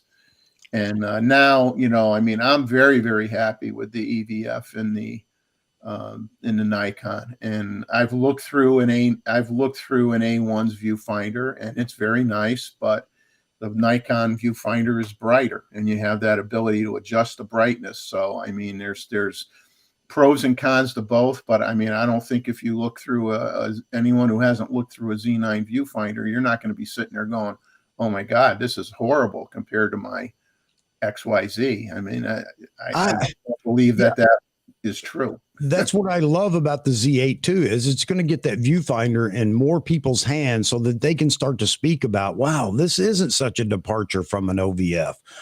By the way, somebody had asked me about, Joe Stroud's coming in. Somebody had asked me about, hang on, Joe, about the EVF. And I told him, I'm happy. I'm extremely happy with the EVF in the Z9. Now other people are going to get to see it in the Z8. And talking about low light shooting, and I heard that it's grainy or whatever. Yeah, it is in very, very low light. But I asked him, what do you see in very, very low light? Nothing. Exactly. So you can see something or you can see nothing. I mean, take your pick. I prefer I see something anyway. So Robert Silver and Mr. Joe Stroud. Joe, I'm asking everybody that comes in, what do you think about the announcement? I'll get to you in a second, Robert. Yeah, I thought it was great. It's kind of what I figured. Mini Z9. I think it's going to be an excellent camera. I'll probably save up and buy one, to complement my Z9. Okay. And then I'll just wait for the ZF for my everyday camera. Well, that's in the fall, right? Yeah. All right. Hey, Vahagan, how you like the hat right there, bro? You got to mirror it. You got to flip. Can you make it larger, Chuck? Yeah, hang on. I don't know how to I'm mirror getting it there. on my head. Hold on. Faith, Hope, and Destiny. There? Faith, Hope, Destiny. More than just Stripper names. Names. Oh man! I'm glad you filled in the blank there. Yeah, I wear it everywhere, man. I get laughs on it all the time. That's a good hat, man. All right, cool, man. No, but All I right. gotta jump off, man. I just want to jump on for a minute. I gotta run. But yeah, I'm stoked for what they got. I think it'll make a lot of people happy. Great, man. I do too. All right, Joe. Thanks for dropping in. All right, Appreciate have a good it. one, fellas. All right, you too. Robert Silver, and we got Brad Lyman in here as well. But let me get to Robert. Robert, what do you think about the announcement? Well, it was pretty much everything I wanted, which was basically a compact version of the Z9, and the dimensions actually come in slightly smaller than the D850. So still professional build. The only thing bigger than the D850 is it looks like the width of where the battery grip more than likely would be, and with a grip. So if it kept the Z9 version, that's awesome. And I'm not upset about anything else really, because that's all I really wanted. 45 megapixel, great. What I would have done with 61 really, and the average person, not much. And except to be able to say on vlogs, like live streams, hey, I got 61 megapixels. And then I figured everything else was exactly what was to be expected if it was coming in a smaller body, smaller battery, not two CF Express Type B slots, that sort of thing. I knew there were going to be some compromises, but I'm glad they didn't compromise on the things that I really didn't want to be compromised. Yeah. So, we got the stack sensor, which was awesome. Some people thought that might not have been there. And then we got the 4K 120, the 8K at 30. So it's a pretty hell of a camera. I mean, this thing is pretty. Honestly, if this came out at the same time as the Z9, it for sure would have hurt a lot of Z9 sales. That's guaranteed. It actually does AK-60. Oh, well, see, yeah, that's right. So just keeps getting better, doesn't it? I just want to cheer you up a little more, get you more animated here. Well, the 8K isn't like, oh, I gotta get it because no one's screen does 8K. No one wants to deal with 8K unless you're doing serious commercial work. But I mean, it's great to have to future-proof your projects. But yeah, that's another great thing. So I'm really happy. I was gonna put it down last week, but I just there was like 5% of me was like, what happens if it wasn't the Z9, right? I mean, the Z8. So I'm putting it down this week. Matter of fact, I think on Thursday, tomorrow's Thursday, Friday is when I put it down. And because I want to be part of that first shipment. Yep. And that's what I had the comment up there. I can't remember. Let's see. Well, anyway, it might have been Michael. Might have been you, Michael Malo. Said he ordered it now so he doesn't get caught up in the stock shortage later. So, which is a good thing to do. You can always turn down whenever they say, "Okay, we got your camera." I'm not suggesting everybody do that because that just makes the line seem a lot longer. But then again, you get surprised because it gets shorter because people will back out. But anyway, man, thanks. Let me get to Brad here real quick before he drops out. Brad does a lot of video. So, Morning, guys. Brad, what do you think about this? I'm excited. I'm excited to put my pre-order in right as soon as I saw the announcement. And yeah, excited about all the internal video features and selling the Z6. And yeah, I'm excited. All right, man. That sounds great. I got a poll up over there. And somebody's got something open, a YouTube channel open somewhere because I can hear the feedback. I don't know who it is, but all right. Did you pre-order the Z8? The poll is up, and right now with 57 votes, 21% said yes, 79% no. Well, that sounds about right, really. I mean, not everybody wants the Z8. Not everybody is going to buy the Z8, and there are going to be people that are going to wait. I'm a beta tester. I'll tell you right now, every camera that I bought, I'm buying it right up front. I'm trying to pre-order it and everything else. I am a beta tester, and I haven't had my hands burnt yet. So I've been maybe lucky. But again, I pre-ordered, of course, but other people will wait. They want to see more. They want to see it in the hands of regular Joes, shooting it, not trusting in influencers and others. And I understand that, but man, I'm all about, if I know I want it, I'm going to pre-order it. So that's where we go ahead. I'm kind of happy. I'm a little, I'm more surprised at what Nikon's marketing is doing. Me too. Which is really killing it right now. They have a live stream planned tonight, which would be cool. They're saying, bring your questions. So, it's going to be an open live stream, I guess, with answering people's questions on there. That'd be awesome. So when's Steve Perry coming on? Is he on right now or is he on later? 11 in about 24 minutes. 26 minutes. Man, I might as well shut down because everybody's going to go watch Steve Perry, and I don't blame them. Daryl H, he says, want and can buy are two very different things. Absolutely. That is true, Daryl. I understand that too. But then again, I've been saving for a while, so that makes it easier for me to do that. I knew I was going to buy this camera unless it was something completely off the charts from what I wanted. So I think some people did not vote yes because they have the Z9 already and they are not looking to buy another body. So that's part of it too. Yeah. Hey, Alan, I've used the Z6 for a few years now, and I've never had the door pop open while I'm using it. So I don't know. yeah, I'm not going to say that doesn't happen, but agreed. I've never had a door, a car door open on me on any DSLR or even my mirrorless. Doesn't mean it doesn't happen. Of course it can. And some people hold their camera a different way, maybe. And I understand that too. Maybe that's what causes it. How does the % pre-order compare to past pre-order campaigns?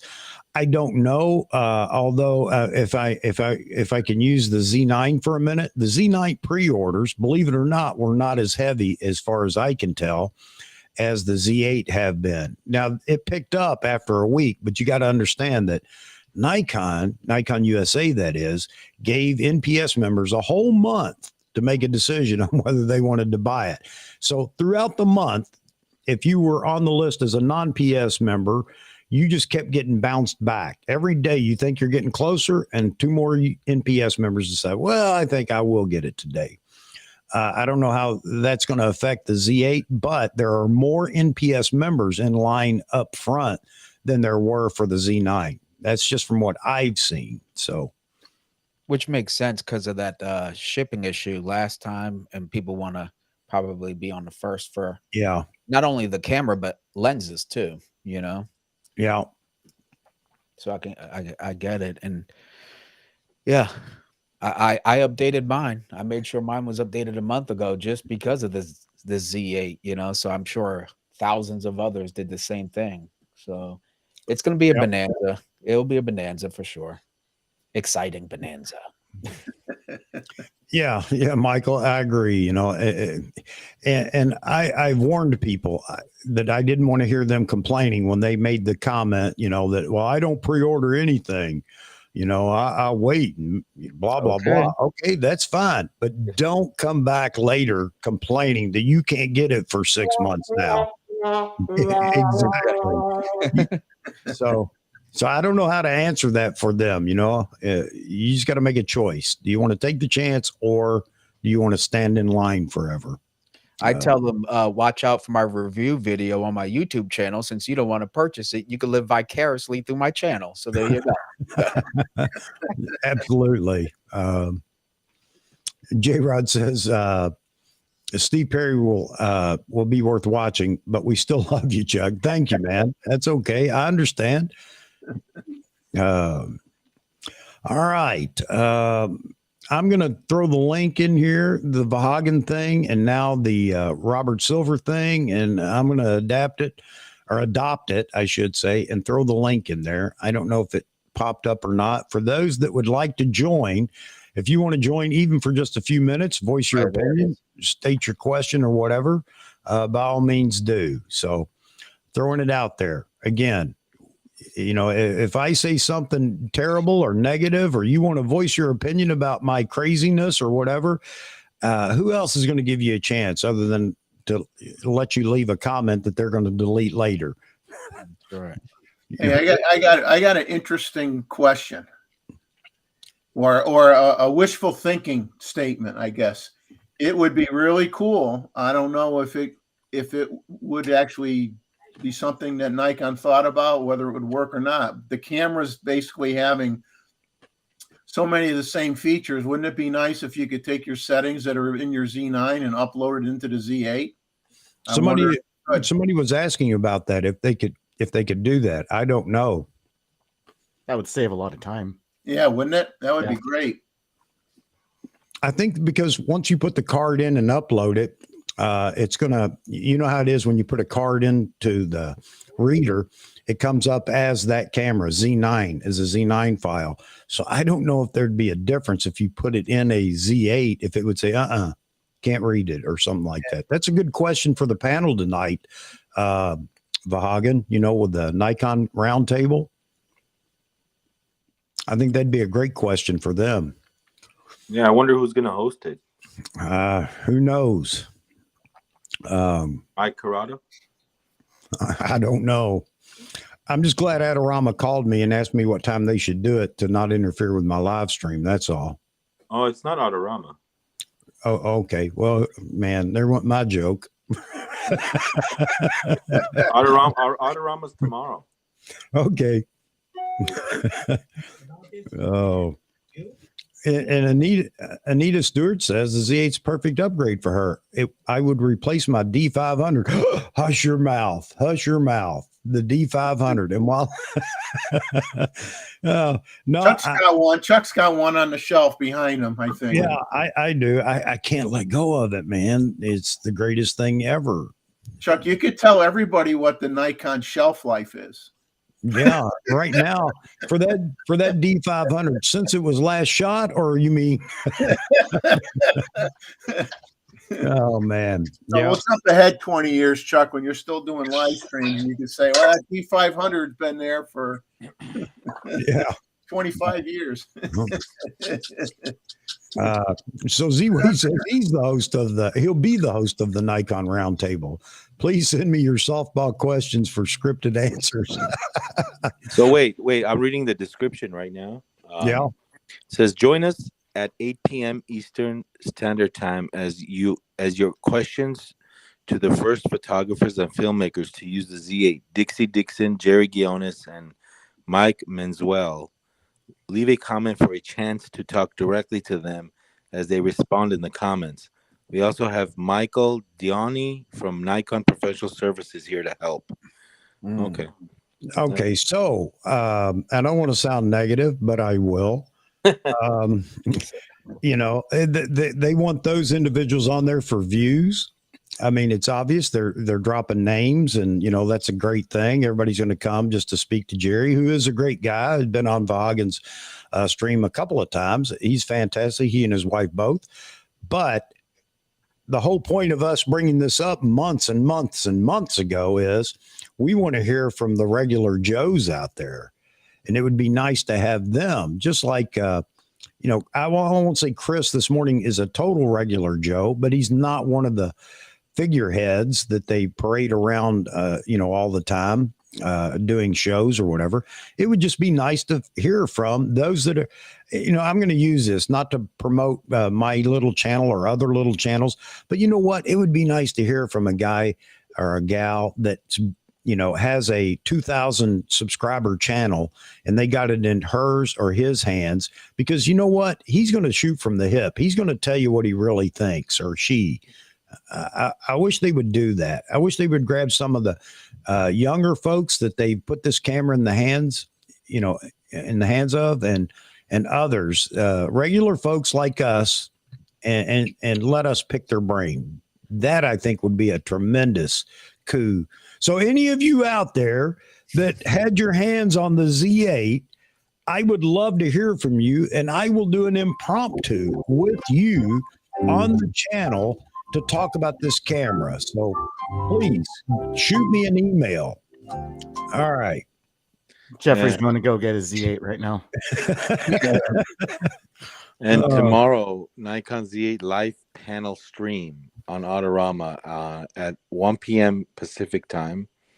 We have Nikon Z8 mirrorless camera live question and answer with, it was a Jide Alakira, Christy Odom, Mark Cruz, and Seth Miranda. There's only one in there that I'm not familiar with. The others, of course, have been all over Nikon USA and everything else. Yeah, so that's tomorrow at 1 o'clock. And as much as I like how Mark Cruz is presenting these things, as he did well with the Z9, you're not going to get anything out of Mark Cruz other than what's on the side of the box. No. Well, that's sad. Yep. But I mean, he talking this morning to Chris, and I can't say his last name. I don't remember how to pronounce it. But anyway, we asked a question and he answered, the typical way. A member of or a professional service person from a brand or a representative for the brand is never going to shame the corporation, and it's never going to speculate for the corporation. So where does that leave you? Winks and nods, maybe. That's all you're going to get if you get that. But they are not going to do any of the other two, because they have a job, and they have a job to present it in the best light that they can present it. And that's all you're going to get out of them. And, it's nice to hear the specs from them, but that's about it. It's unfortunate that we can't get the absolute truth from them, but I understand why. I hope everybody else understands what I'm saying.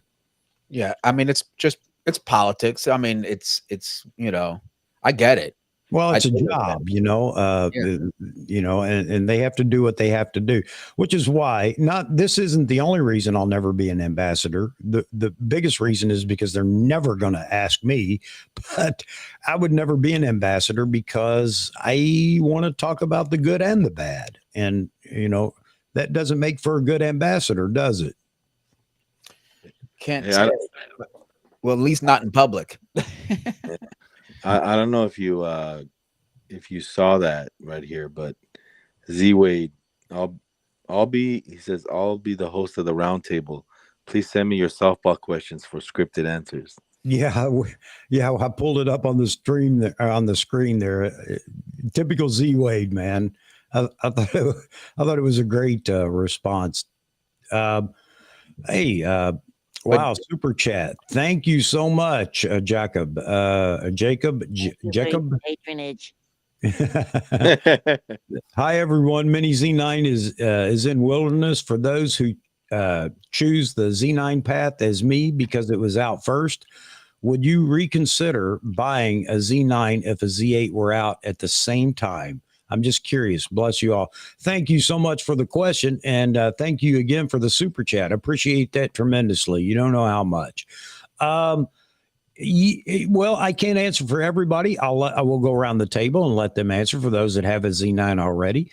That is a good question, actually. I could have answered that easily if the Z8 wasn't everything the Z9 is, minus a few things. But honestly, I love the feel of a vertical grip body. I say pro body. The Z8's pro body too. I still think yes, I would have bought the Z9 only because I just like the feel of a vertical grip body. I've owned a D4 and a D5, and I love those bodies. Not everybody does, so that wouldn't be a reason for them, but it would be for me. But I'll go around the horn. We'll start up at the top. Jeffrey? Okay, I was typing here. I only heard part of what you were saying. He wants to know if the Z8 had come out before the Z9, and considering that the Z9 would then be the same specs, with the other additions that the Z9 does offer, would you have bought the Z9? Good question. Well, when I originally having had the D850, which came out at $3,500, I was hoping that the next Nikon was going to be maybe $300 more than that, worst case. And of course, that could pretty much be said now. It's maybe $500 more than that now. But the Z9 was a stretch for me, but I don't mind a big body camera. I like it because I shoot a lot of long lenses. I have better balance with it, having a beefier body. I'm not sure the Z8 being so much lighter. I don't think it's so light that it's going to cause anybody any problems at all. If they're used to the Z9, I don't think the Z8 will be a problem, but I think I'm glad I chose the Z9. Matter of fact, I may, if I don't get a Z8, I'm on the list to get one. The only reason I would not get a Z8 is if I talk myself into getting another Z9. That would be the only reason I won't get a Z8. But right now I'm on the list for a Z8. Vahagan. I would get a Z9 because I shoot portraits vertically, and now that the Z8 grip is out and we saw what that thing looks like, and how it makes the Z8 taller and bigger, no thanks. I will still buy a Z9 plus longer, bigger battery life. I mean, it's for me, it's worth the extra 12 to 1500 bucks. Yeah. Mm-hmm. Yeah, maybe I should rephrase this too to make it a little easier to answer. If the Z8 came out first and there was a long lag before the Z9 came out, and obviously you liked all the features in the Z8 and you purchased it, would you purchase the Z9 also after the fact with similar capability? Robert? If they both came out, they were both available at the same time. Is that the new reworded question? No, if the Z8 came out first and you didn't know about the Z9, let's go down that path. I would have been happy with the Z8 because the specs are pretty much mirror. I'm still getting stack sensor. I'm still getting the video capabilities. I like something that's a little bit more compact because there's been more times that the size of the body plus, you know, the built-in grip of the Z9 where it's hindered me to just freely walk on the streets. It's just too big. Yeah. And it just, I might as well have a neon sign that says, please rob me. I'm a nice guy. So with that said, the D850 could fit into my retrospective think tank bag much easily. Looks like a little messenger bag, and I'm off to the races with a high performance camera. So the D850, if that was available, I probably would have went there, saved the 1500, bought another piece of glass. Okay. All right. Fair enough. You have a Z9 now, Brad? Yes, I do. Okay, so same question to you then. If they would have come out at the same time, I think I would have still picked the Z9 over the Z8, mainly due for battery life. Okay. Had the Z8 come out first, I think my answer would be a little bit different because I probably would have picked up two of them and had no need for a Z9. I think it's a great question. That's so true. And we're in a unique position here where we have two cameras that are basically the same camera innards anyway, just a different size and price point. Yeah, that's a good question. I'm glad he asked it. So, I mean, if a Z8 came out first, then we wouldn't really know if there ever was going to be or when there would be a Z9 and how close they would be to each other anyway. So I think many would have bought a Z8. Well, yeah. If the Z8 came out first and then the Z9 had the same specs, we would all be lighting our pitchforks. That's true. And tiki torches and whatnot, talking about saying what? You inject another piece to this puzzle. Absolutely. Then even I might have been on a rant. Are you kidding me? Yeah, you might be leading us, but the thing is that if we waited another 2 years for a Z9, we wouldn't care because it'd be at that time the Z9. So we wouldn't be talking anything. We'd be happier than hell. But if they kept the same thing, we'd all flip our lid. Oh yeah, sure. Yeah, like I said, I'd be in the rant pile too, no doubt about it. Yeah, it's funny how that works, isn't it? If it was reversed, then I'm ranting. If it's the way it is, I'm happy. I don't. Does that make me selfish? I don't know. Probably so. We would expect XP 8. Yeah, right? Yeah. Right, because if it's the flag of all flagships, we'd want even better. But exactly. V8, we're like, okay, is it smaller and still as good? Okay, well, okay. Yeah. Can you imagine YouTube reacting to something like that happened? Can you imagine if you think Nikon gets a beating now? Can you imagine that? I know. We just copied the specs out of a lower tier camera and made a flagship. Well, this is what would go down that morning. That morning, right there. Yeah.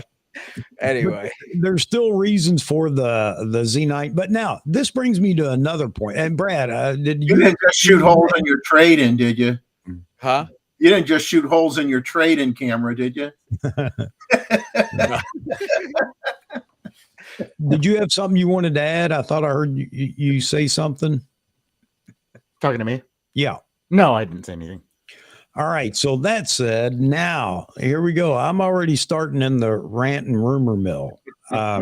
Since the Z8 is, I mean, let's just for now simplify it and say it is a copy of the Z9, which it certainly is, with a few differences. What does that say about a flagship for Nikon? Well, I mean, by the time that comes around, the R1 will have already come out. And so it's pretty safe to say that once that R1 is out there, then that's going to set the bar to a different level. And then the Z9 II will then eventually come out and set the bar at an even higher level, because they're just going to all leap. They're just going to, it's always going to be the leapfrog game anyway. Well, okay. Yeah, but when? I don't think they'll put a Z9 II out until after the R1 comes out, or until their corporate spies have a better idea of what's going to be in an R1. Vog stoking the fire here. Z1, not Z9 II. Or ZX. A ZX would be cool. ZX. Oh, Z10, no, I don't. right? Z10. Go to Roman numerals. You know? Yeah, yeah. So yeah, I don't know. I'm just saying that now there's an opening for a flagship. That's all I'm going to say. You mean to further surpass the Z9? Well, more? you got a Z9 and a Z8, minus a few differences, of course, but I'm just saying. Where else in any other camera lineup do you see this? Oh, definitely not. So yeah, anyway. Maybe because even though the technology to improve it is there, they would literally cannibalize just the specs alone, smashing it into the Z8 with the Z9 already out there and all the R&D, etc. that's already in place. So it's like, okay, we can't do better than this one, right? Yeah. Because then what's the flagship about it then, right? And yeah. So I'm thinking within 2 years.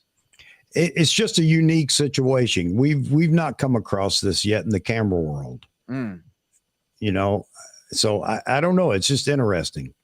And I said it this morning. I'll say it again. Tom mentioned this months ago, talking about, I expect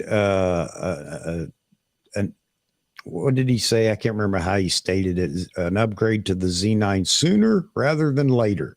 That's all he had to say. Sooner rather than later. I don't know what later would be, and then we could figure out when sooner is, but so, but interesting. It's interesting. It begs the question, though, because we have never been in this position before, and I don't think any other brand has been in this position. So interesting to see. We'll be talking about this more later on down the road. I got to let the Z8 have its moment, but this opens up doors for me to begin to think out loud. So get ready. All right. I'll tell you, after the Z8, if I get this purchase, got the Z9, I don't want to see a body for another couple. I'm done with looking at bodies. You know what I mean? Unless it flies for me, teleports me, and delivers my Uber food, I'm done with these damn camera bodies for a while. I want glass. Yeah. And we seem to be getting that. Not everything we want yet, but we seem to be getting glass. They have done it. I will say Nikon's done a bang up job on the glass so far. So yeah, I want a 35 one too, because there you go. There's still some loopholes I know that people are looking for. So but yeah, that's where my money or investment in the future will go. But I need to woo-saw after this one. Just the anticipation. I need to have some tea just to calm my nerves, just waiting for the damn day. You know what I mean? So yeah. I don't know if you guys talked about this earlier, but do you guys know if the Z8 is going to have the same type of shooting banks as the Z9? Good question. I do not. But I haven't watched. I'll stick my neck out and say it'll be exactly the same. Okay. that's my opinion and not based on fact. But I'm coming after you if they don't have it. You could come after me if I'm wrong, but I'm guessing they'll be exactly the same. J-Rod, hey, James, you'll have a ball doing it. It is a lot of fun. It is a lot of fun shooting motocross. There's so many things that you can capture. That's cool. As far as action photography goes, you will get dirty and dusty, though. I'll tell you that.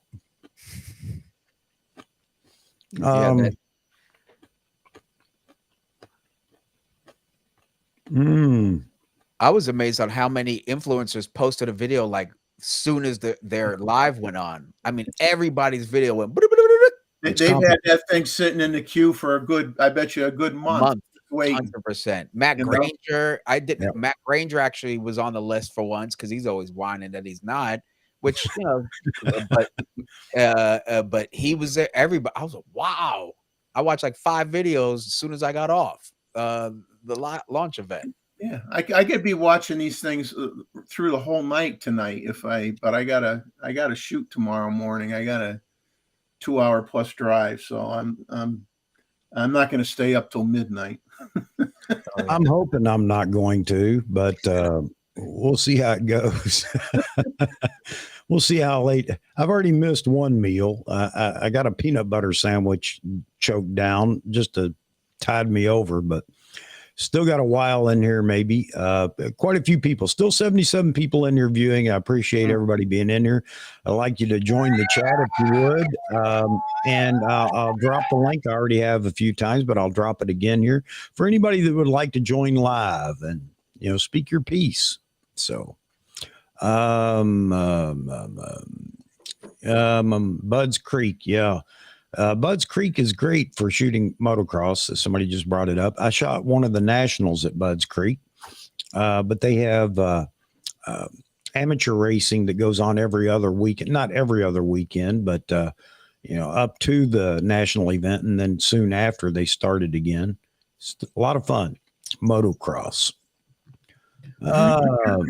Andy says, Steve Perry's live stream is live now. So those of you that don't want to miss it, I understand. If you're heading over there to watch it, definitely enjoy it. I did that on purpose, Chuck. See ya. No. and it wouldn't surprise me. I think there are a lot of people that want to go watch Steve Perry, no doubt about it. And I'll have to catch up on all these things that have gone on today. But I am not staying up all night to watch it. That's for certain. It's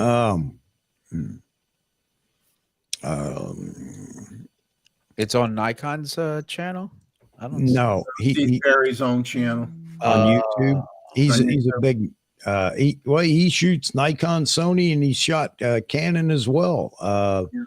But he's a big Nikon guy. Does a lot of Nikon books and things like that. Real good guy. And he's one of those people that whatever he's going to tell you, you can take it as, okay, that's gospel, which is why a lot of people like to go see his reviews on things because he's going to call it like it is. Oh, okay. Oh, yeah, I see. Let's see. Alan, refresh my memory on whatever it was you were talking. A comment that you had made, and you're going by what Richie was saying in his video. Something about the battery door. Somebody said something about the battery door pops open or something. Oh, yeah. That's what it was. Ricky said that? I don't know. I didn't watch Ricky, so I'm assuming that's what he's talking about. James, don't worry, Chuck. I'm running both on 2 PCs. You know what's funny is I was in the chat with in the stream with Simon, and I had one monitor going with the actual event, which I really couldn't keep up with. His stream on the main laptop, and the other monitor over here, I can't remember. At some point, I think it was Gray's came on, and I just put them all on over there muted. Not easy to do. Is something that complicated, something I shouldn't be trying. But anyway, I was trying to keep up with everything that was going on. And Ray said same thing. I'm still with you, Chuck. Steve is on my other tablet. Thanks, Ray. Appreciate that, man. Yeah, I can do that. Let's put Steve on the monitor behind me. Good idea. Hang on a second. Yeah, I'm seeing it on my iPad right here. All right. I have to. All right, hang on a second. I'll mute it. Hang on. Yeah, Steve doesn't have M&Ms. Yeah, that's the biggest difference here, folks. Hey, that's what separates me from the pack. M&Ms. He's got M&Ms. I have sound effects. There we go. All right. Z8 versus Z9 primary differences. Non-gripped. Captain Obvious. You said Captain Obvious? Yeah. I shouldn't say that because he's a good guy. But maybe you have to tell people that. Well, it doesn't have a grip. It has a removable grip. I don't know. It says, so no secondary buttons or buttons built in along the bottom. Yeah, where the grip would be. Mm-hmm. You know, like the mic, and there's a few other white balance, yeah, which, you know. Let me hang on a second. Tell me if you guys can hear the audio from this.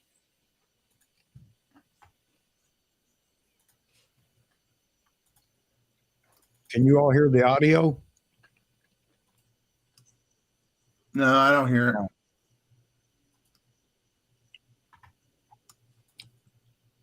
Oh, he's going to show us the Z8 here in just a moment. Did he get his hands on one? Oh, he's had one for a long time. Oh, okay. Yeah, he's actually used it. That's what's, you know, he's had it for a while. I guess with 240K, you could get that kind of access. Yeah. Yeah. To Chuck's point, it's like, what about the little guys? Trust me, I've been trying to set fires around here too to people I know, but here we go. Thanks, Jay Kimmer. There you go. He's doing the differences. So the only thing I didn't mention was no GPS on the Z8, which I omitted. Actually, they don't, you know, it's funny. There's definitely some questionable things in the manual, like they omitted stuff, or they might have had a few things that they missed when they did the manual. Because even the Z9 doesn't say, spec sheet doesn't say it shoots AK-60, and we all know it does. So they don't say it in the Z8 manual either, but we know it does. Yeah, let me see here. Thanks, Ray. Okay. Jay, Mr. James, J-Rod Photo Art, long lenses. You know what? I don't mind that. Of course, Jeffrey's in here. You need to come in here because I need people with long lenses to be able to talk about long lenses. I don't own any. And I would rather have people that have shot with them, experienced them, and everything else. And I'd be happy to do that. I think it's a great idea. As a matter of fact, I need to start doing more of that because I'm limited here now. I've done all these live streams, and I'm tired of trying to pick topics that we're just going to gloss over anyway, which is fine though. But yeah, if you guys want to do that, let's put it together. Jay Kimmer says he'd love a long lens talk. So I'm in, James. All we got to do is put it together. If Jeffrey's in, that is, and some others. All right. Chosen says he's in for a long lens chit chat. Great. Nick says no. Or maybe it has to do, maybe he's responding to another. So yeah.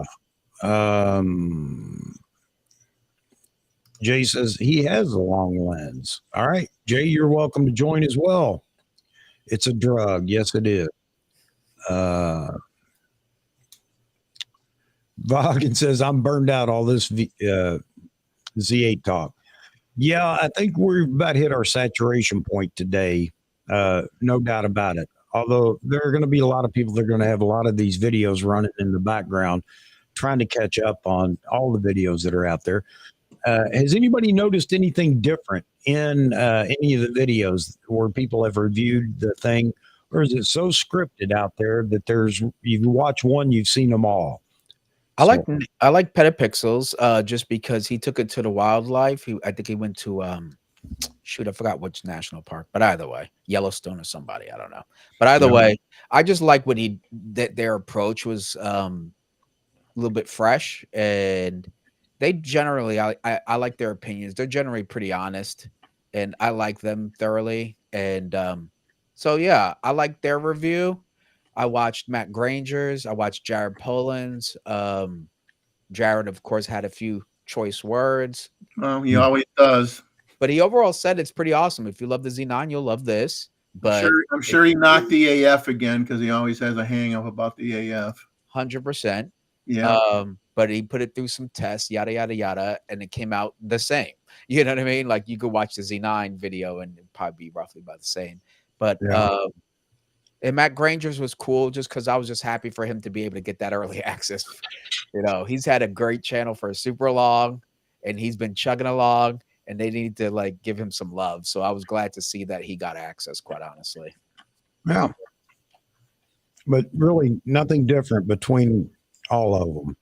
No, they all, said what they said. And I think they're okay. To their credit, I would say, okay, as their unofficial attorney, it has the same specs as the Z9. So performance wise, function wise, menu. I mean, what else would they say?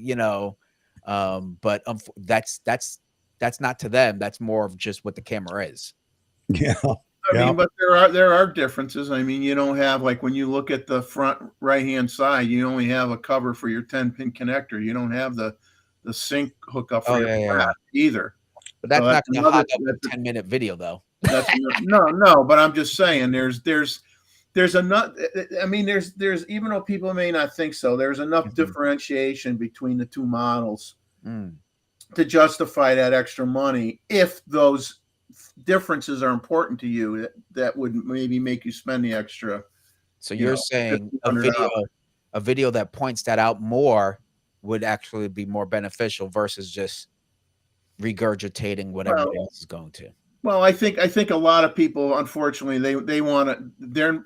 They're more interested, instead of a Z9 Z8 comparison. I think a lot of people they just want to have Z9 Z8 versus A7R5 and the R5 and go that route and have the different brands bashing each other, and I'm not into that too much. I mean, once in a while I point out differences. I don't do it for the sake to bash the other guy, because I shoot with people that have A1s and have R5s and R3s, and I see them every week. And I don't care what they shoot. I don't say, "Oh, what lens are you using?" We're just there talking and we're shooting. We're just worrying about getting the image. Whatever you use is great. Works for you, great. And that's it. No, I agree. After a while, it does get kind of old. They're all great systems. They're in business because they're not doing bad business. You know what I mean? They make a product people want and they're happy with. And that's a battle.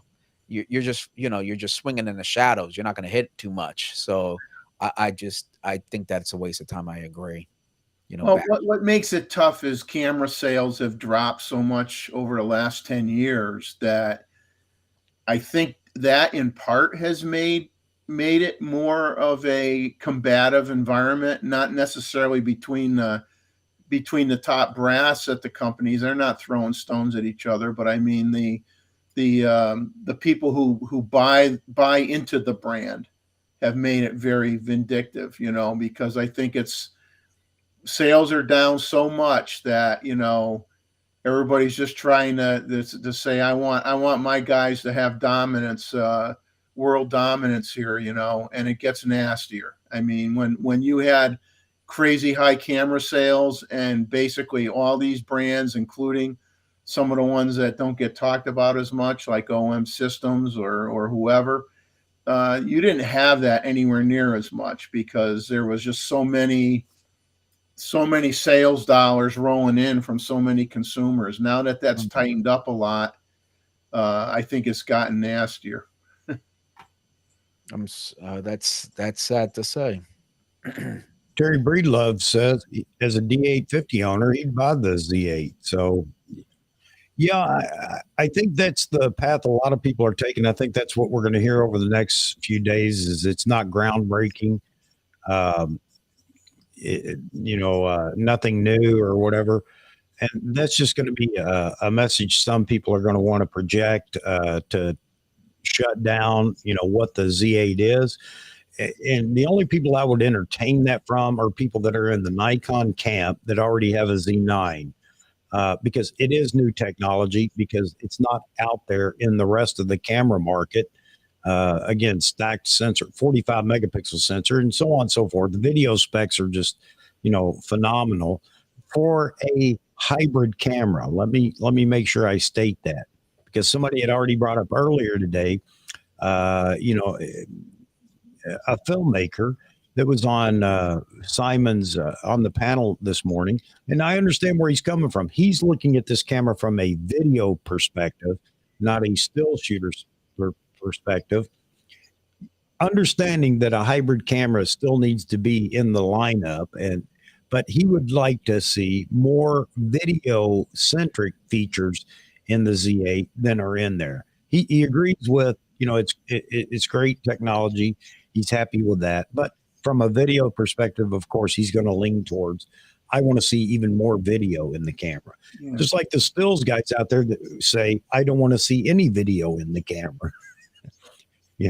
Well, I think you have to have a differentiation between a hybrid, what defines a hybrid camera, versus someone who goes all in and buys a strictly cinema camera.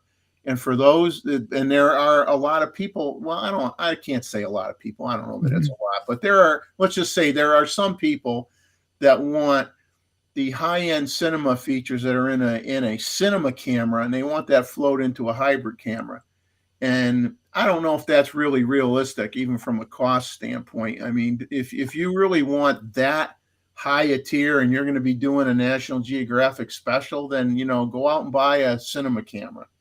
I mean, a hybrid camera, I don't think a hybrid camera is the Z9 and the Z8 have phenomenal video specs, and for a very, very high percentage of people. I mean, they won't even use all that's in those cameras. I mean, and if you're at that next tier where you want to load LUTs and stuff into your camera and do stuff like that, go get the cinema camera, man, to do that. That's my opinion. I mean, it may be worth crap, but that's my opinion. So James is following the conversation over there on Steve Perry's live stream. And this is a question that was asked earlier, and we really didn't have an answer, but I think you brought up, Jeff, that if anybody was going to address this, it would be Steve Perry, because he's been out shooting it in the field. So he said the Z8 showed no difference when driving big lenses compared to the Z9. So that answers that question. That's good. That's real good. Mm-hmm. Brad, I don't know that they can do it without the smart hot shoot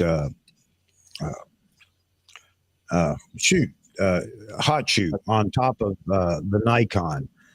Without that smart hot shoot, I don't know if they could do it. Or maybe it would be something they could do and then be cable connected to USB-C or whatever. But because I'm wondering if Nikon will do this. A handle with XLR connectors and things. Kind of like the Sony. Yeah. For those that want to go that route, because that is a big hit for Sony. Just that little feature. Would that make a difference to you? I know you say you're already getting it, but I mean, how excited would you be? Or is it something like, no, it's not for me or whatever? It really doesn't make that much of a difference. It would limit what I carry in the bag. Because with my XLR mics, I'm having to take extra gear with me. So having that built into the camera would make a huge difference. And actually something I'm surprised that it didn't include, because a lot of the newer cameras are coming out with that right now. Would you expect it to have built-in preamp in the handle, since you're only left with the preamp in the in body, which nobody ever likes? Right. So I mean, would that work as well? You think that could be the case, or that would work, having preamps built into, but then you got to have power. Right. So yeah, how would that just connect via USB-C? Well, you know what? There you go. We have power with the Z8. We have two USB-C slots.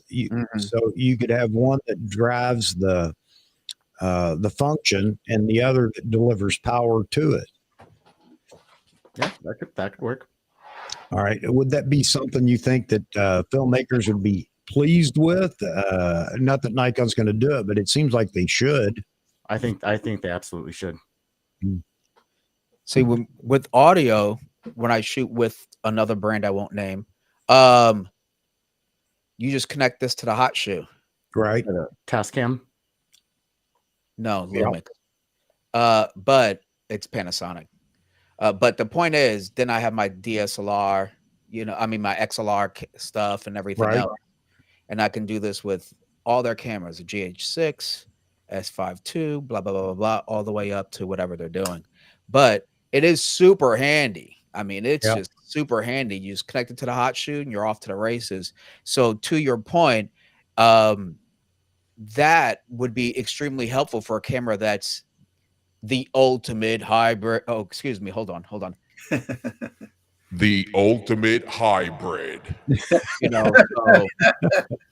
Wow, you did that good. I like that.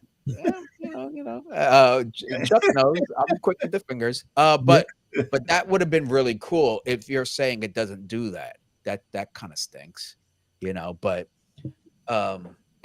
anyway. Yeah, you can't get everything in every camera. I mean, I don't care what anybody says. There's always something someone's gonna be. Oh, I should have came with that. I have the DR600, the Tascam DR600, which you can actually screw into the quarter 20 drive on the bottom of the camera, so it is connected to the camera without being mounted on the hot shoe. But you have to power it. You can do it with batteries or USB-C. But I just wonder if it were a Nikon branded attachment, would that make a difference? Well, this is powered through the camera. So if the technology exists for this, right, it's about $250. If it exists for Panasonic, I'm sure there's a Chinese warehouse somewhere that can make one that works for Nikon.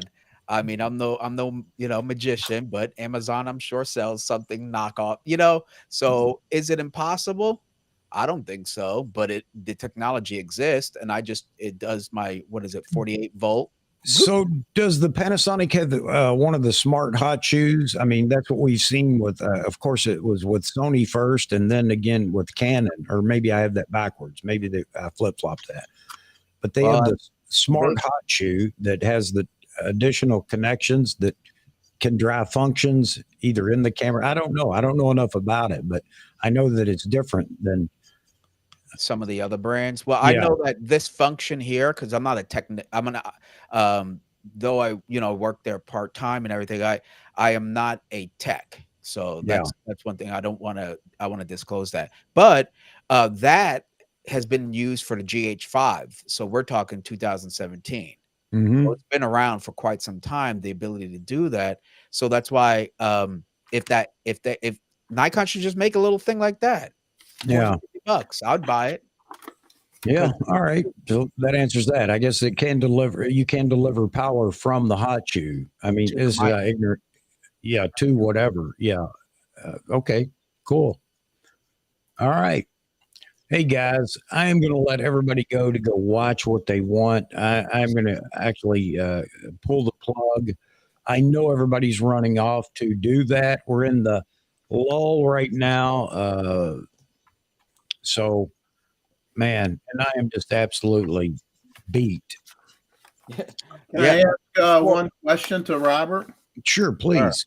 Because a while back, I bought one of these Rode mics. It's the Rode Mic Pro Video Plus. Mic Pro Plus. Mm-hmm. So you have noise reduction on it and whatnot, which I've tried to use. Mm-hmm. And if I'm shooting birds on the beach, I'll tell you, and it's windy, I got the windsock for it and all that stuff. Okay. Okay. I cannot get rid of the wind sound. There's like no stinking way. I mean, either there's something in software that I'm not doing right, but I mean, I figure I bought this to try to eliminate the wind noise, for and a breeze at most. Doesn't work. That's for a breeze. That's for a breeze at most. You need a blimp. Yeah, I like the Pro. I have that one, which I really like, but I only use it for like this close to my camera if I don't have my lav or my look. I have the NTG2, right, Brad? You know that one? I do. Yeah, I have the NTG1. Okay, so like I have that. If I need something that's going to really try to more isolate and really get in there. And the other problem is that because the way that microphone works is like it's great for like 3-4 feet. It sounds awesome. And then as soon as you're further away, it's like what do they call it in photography? It's like anyway, the point is that the cone is widening the further you get away from your subject, including all this other madness. So it's going to be very hard for that particular mic, guaranteed, brother. You're talking about inverse square law? Yeah, So I was what saying would be the best thing for windy conditions? What mic would be best for? Let's say your audio, your source of your audio, you're filming a group of people. Like I was filming a group of people where we had like sea turtles hatching. You don't want that mic. You want an actual shotgun dedicated mic with an XLR, get better quality sound, and then you put a blimp around it with a dead cat.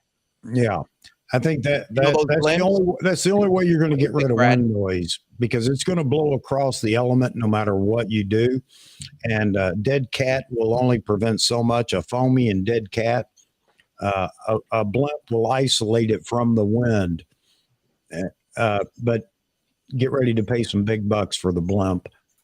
And it's not something that you actually mount on camera either. Okay. Yeah, I thought it was going to take care of my problem. All right, real quick. I know Chuck wants to get the heck out of here and eat his stuff. But Jeff, this is what I was talking about. Like this. You put the blimp, you put the shotgun in there, and then you have the dead cat around it. I got this all off of Amazon. And then you have your shotgun mic right here. Okay. And then you put that all in there. So if I was filming a scene outdoors and they're walking, I'd have someone like a boom operator or something like that. And then I'd have this all on there. And then that would dramatically help. Okay. Sorry about that. I had to run to the room. In other words, money. Always. It's a never-ending process in photography, videography, and everything else, isn't it? Sure is. Hey, real quick, Robert, going back to what you were going to regarding the hot shoe, I was just looking it up, and it looks like that specific one is just compatible with the GH5 and the upper model, so it does have something to do with the hot shoe technology on the camera itself. Okay, which this with one I know the Z9 and works for Z8 all does my. not. Okay, the Z8 or Z9 does not. Yeah, so my I appreciate that. The cameras I use for filming is the S1H, S5, S5 Mark II. It all works perfectly fine. I bought this with the S1H when I got the S1H, and because of that factor, you know what I mean? And works awesome. Yeah, well, which is why Chuck was saying, that would be nice for video shooters if Nikon had that capability within their hot shoe. 100%. Yeah, I think I don't know. I guess there's enough testing, if you will, out there right now with that smart hot shoe technology. I don't know what to call it other than smart hot shoe. Got Greg Wilson trying to get in here. He keeps dropping, but as soon as he's in here and stable, I'll bring him into the chat before I get out of here. So anyway, yeah, I think that would be a logical step for Nikon to look at. Maybe that's something they will look at as an accessory for what we have, or later down the road, because they are looking at video seriously now. So yeah, that's a good point, Chuck.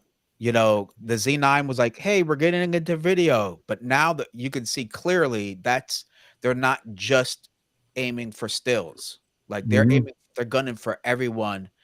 Hybrid is that, you know, that term.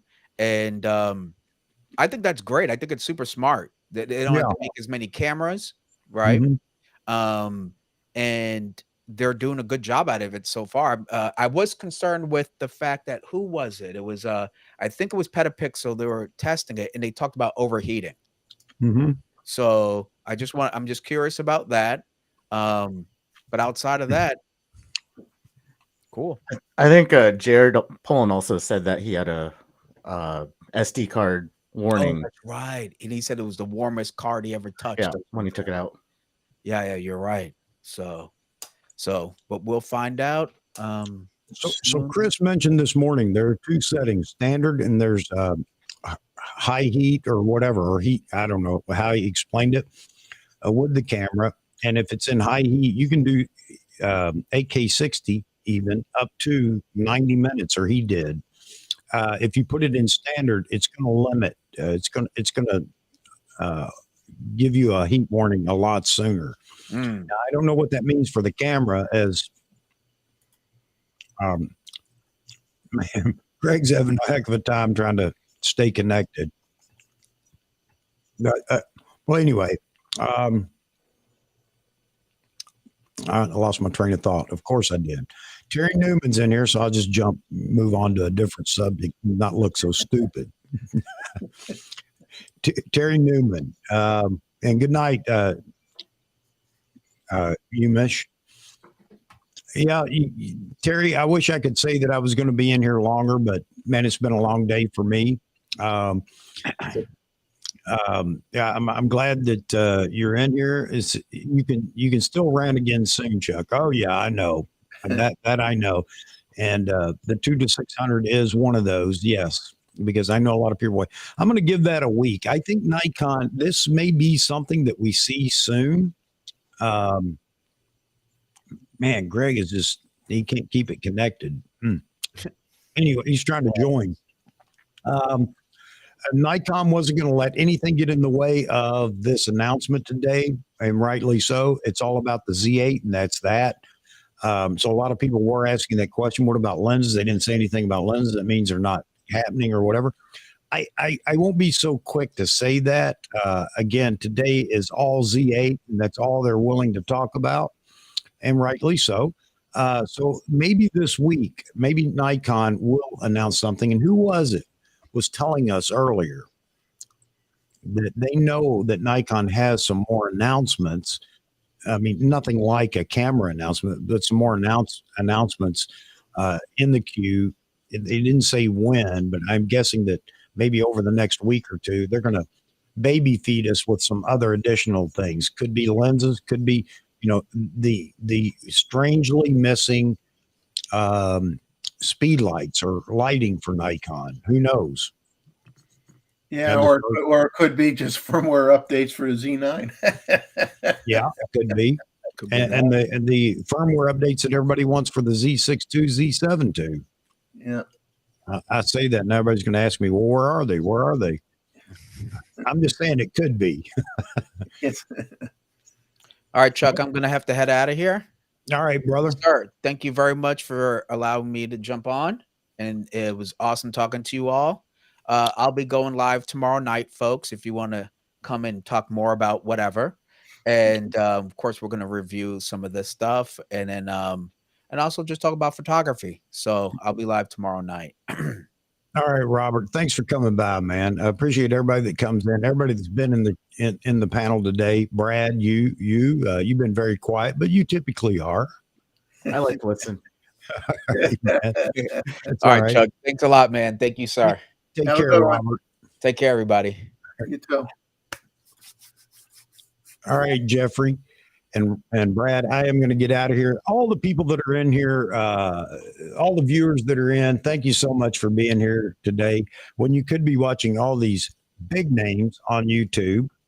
And I just appreciate the fact that you want to come over here and converse with us, or at least listen to us. I don't know why you would, but thank you very much. Wow, 92 likes. I am extremely happy. That made my day right there. Man, I am extremely happy. I appreciate that from everybody that dropped a like, even though most of them are probably gone by now. But want to let everybody know Saturday night we'll be back live again. This isn't going to die anytime soon. The fervor for the Z8.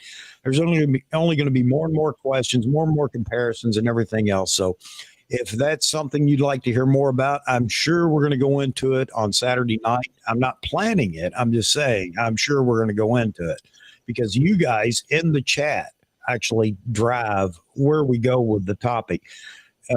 Jeffrey will back me up on this. No matter what I think I'm going to talk about, and really I'm just making something up to get the show started, we never, ever stick to it. We're always going to veer off. But that's the whole point of this channel is we can do that. I'm not one of those people. I'm set in stone. No, we're sticking to the topic. No, it's all about the photography community wanting to chat and wanting to chat about whatever they want to chat about. So it's good English right there for you. Good Kentucky English. All right. Brad, you want to say anything before we go? No, we have some sunshine over here in the Pacific Northwest, so I'm going to go enjoy that. Ooh, cool. That's an accident. You better run out there quick. I know. It's been a while, so have to go find my sunglasses. All right. Jeffrey? Hey, it's a banner day today. I think Nikon, the Nikon faithful and users have to be very happy. And of course, like you said, it'll sink in for a week or two, and then I'm sure there'll be calls for where's the next this or where's the next that. But give it a couple weeks to enjoy the moment and learn more about it and watch some of these other videos and learn a little bit more and then see if people, and then it would be interesting, Chuck, to redo the same poll and see if the percentage changes once people watch some more videos. No, I think you're right. Give it a chance to sink in and see how many others have pre-ordered. You're right. You're right. And you know what? The number doesn't surprise me. I'm not going to say it was higher than I expected. I think it might be right where I expected. A quarter of the folks that are polled, because not everybody's in the Nikon camp either that may vote. And, I understand that. So yeah, maybe we'll do it again Saturday night just for kicks and grins. See if anybody's changed their mind. Vahagen's still in here. I think he made a comment. Yep, there he is. V, I appreciate you being in here as always, man. Thank you for a lot of the guidance and help that you always provide. I also want to thank Simon over at Ordinary Filmmaker, even though he's not in here. He may see it, he may not, but he gave me the opportunity to go over and pontificate this morning on his channel and get to, beat my chest a little bit about this crazy thing that I had up here earlier, my little prediction for the Z9. I got to gloat a little bit, man. Come on. And the Z7 is still out and the Z6 III is still out. So we'll see how close I get on those as well. But anyway, it's nice to see everybody that's been in the chat as well. As I said before, thank you all so much. Thank you for supporting the channel just by being here. And that's all I could ask for.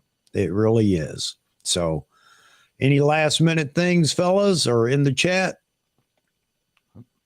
All right. I'll close it out by saying, Ray Powell, thank you very much. From Berwick upon Tweed. I love saying that. And thank you, Ray. All right, guys. I think that's it, guys, gals. If gals are in here, I invite you to come on the live stream as well. Join us. We need your view on photography as well. Don't let it be a man's world. Jump in with both feet and take charge. So still looking for any of the ladies that would like to join us as well. That said, God bless everybody. I will see you Saturday night at 9 p.m. Eastern time. Be there, and we'll talk about whatever you want to talk about. Thanks, folks. Have a good day, guys. Take care. Have a good one.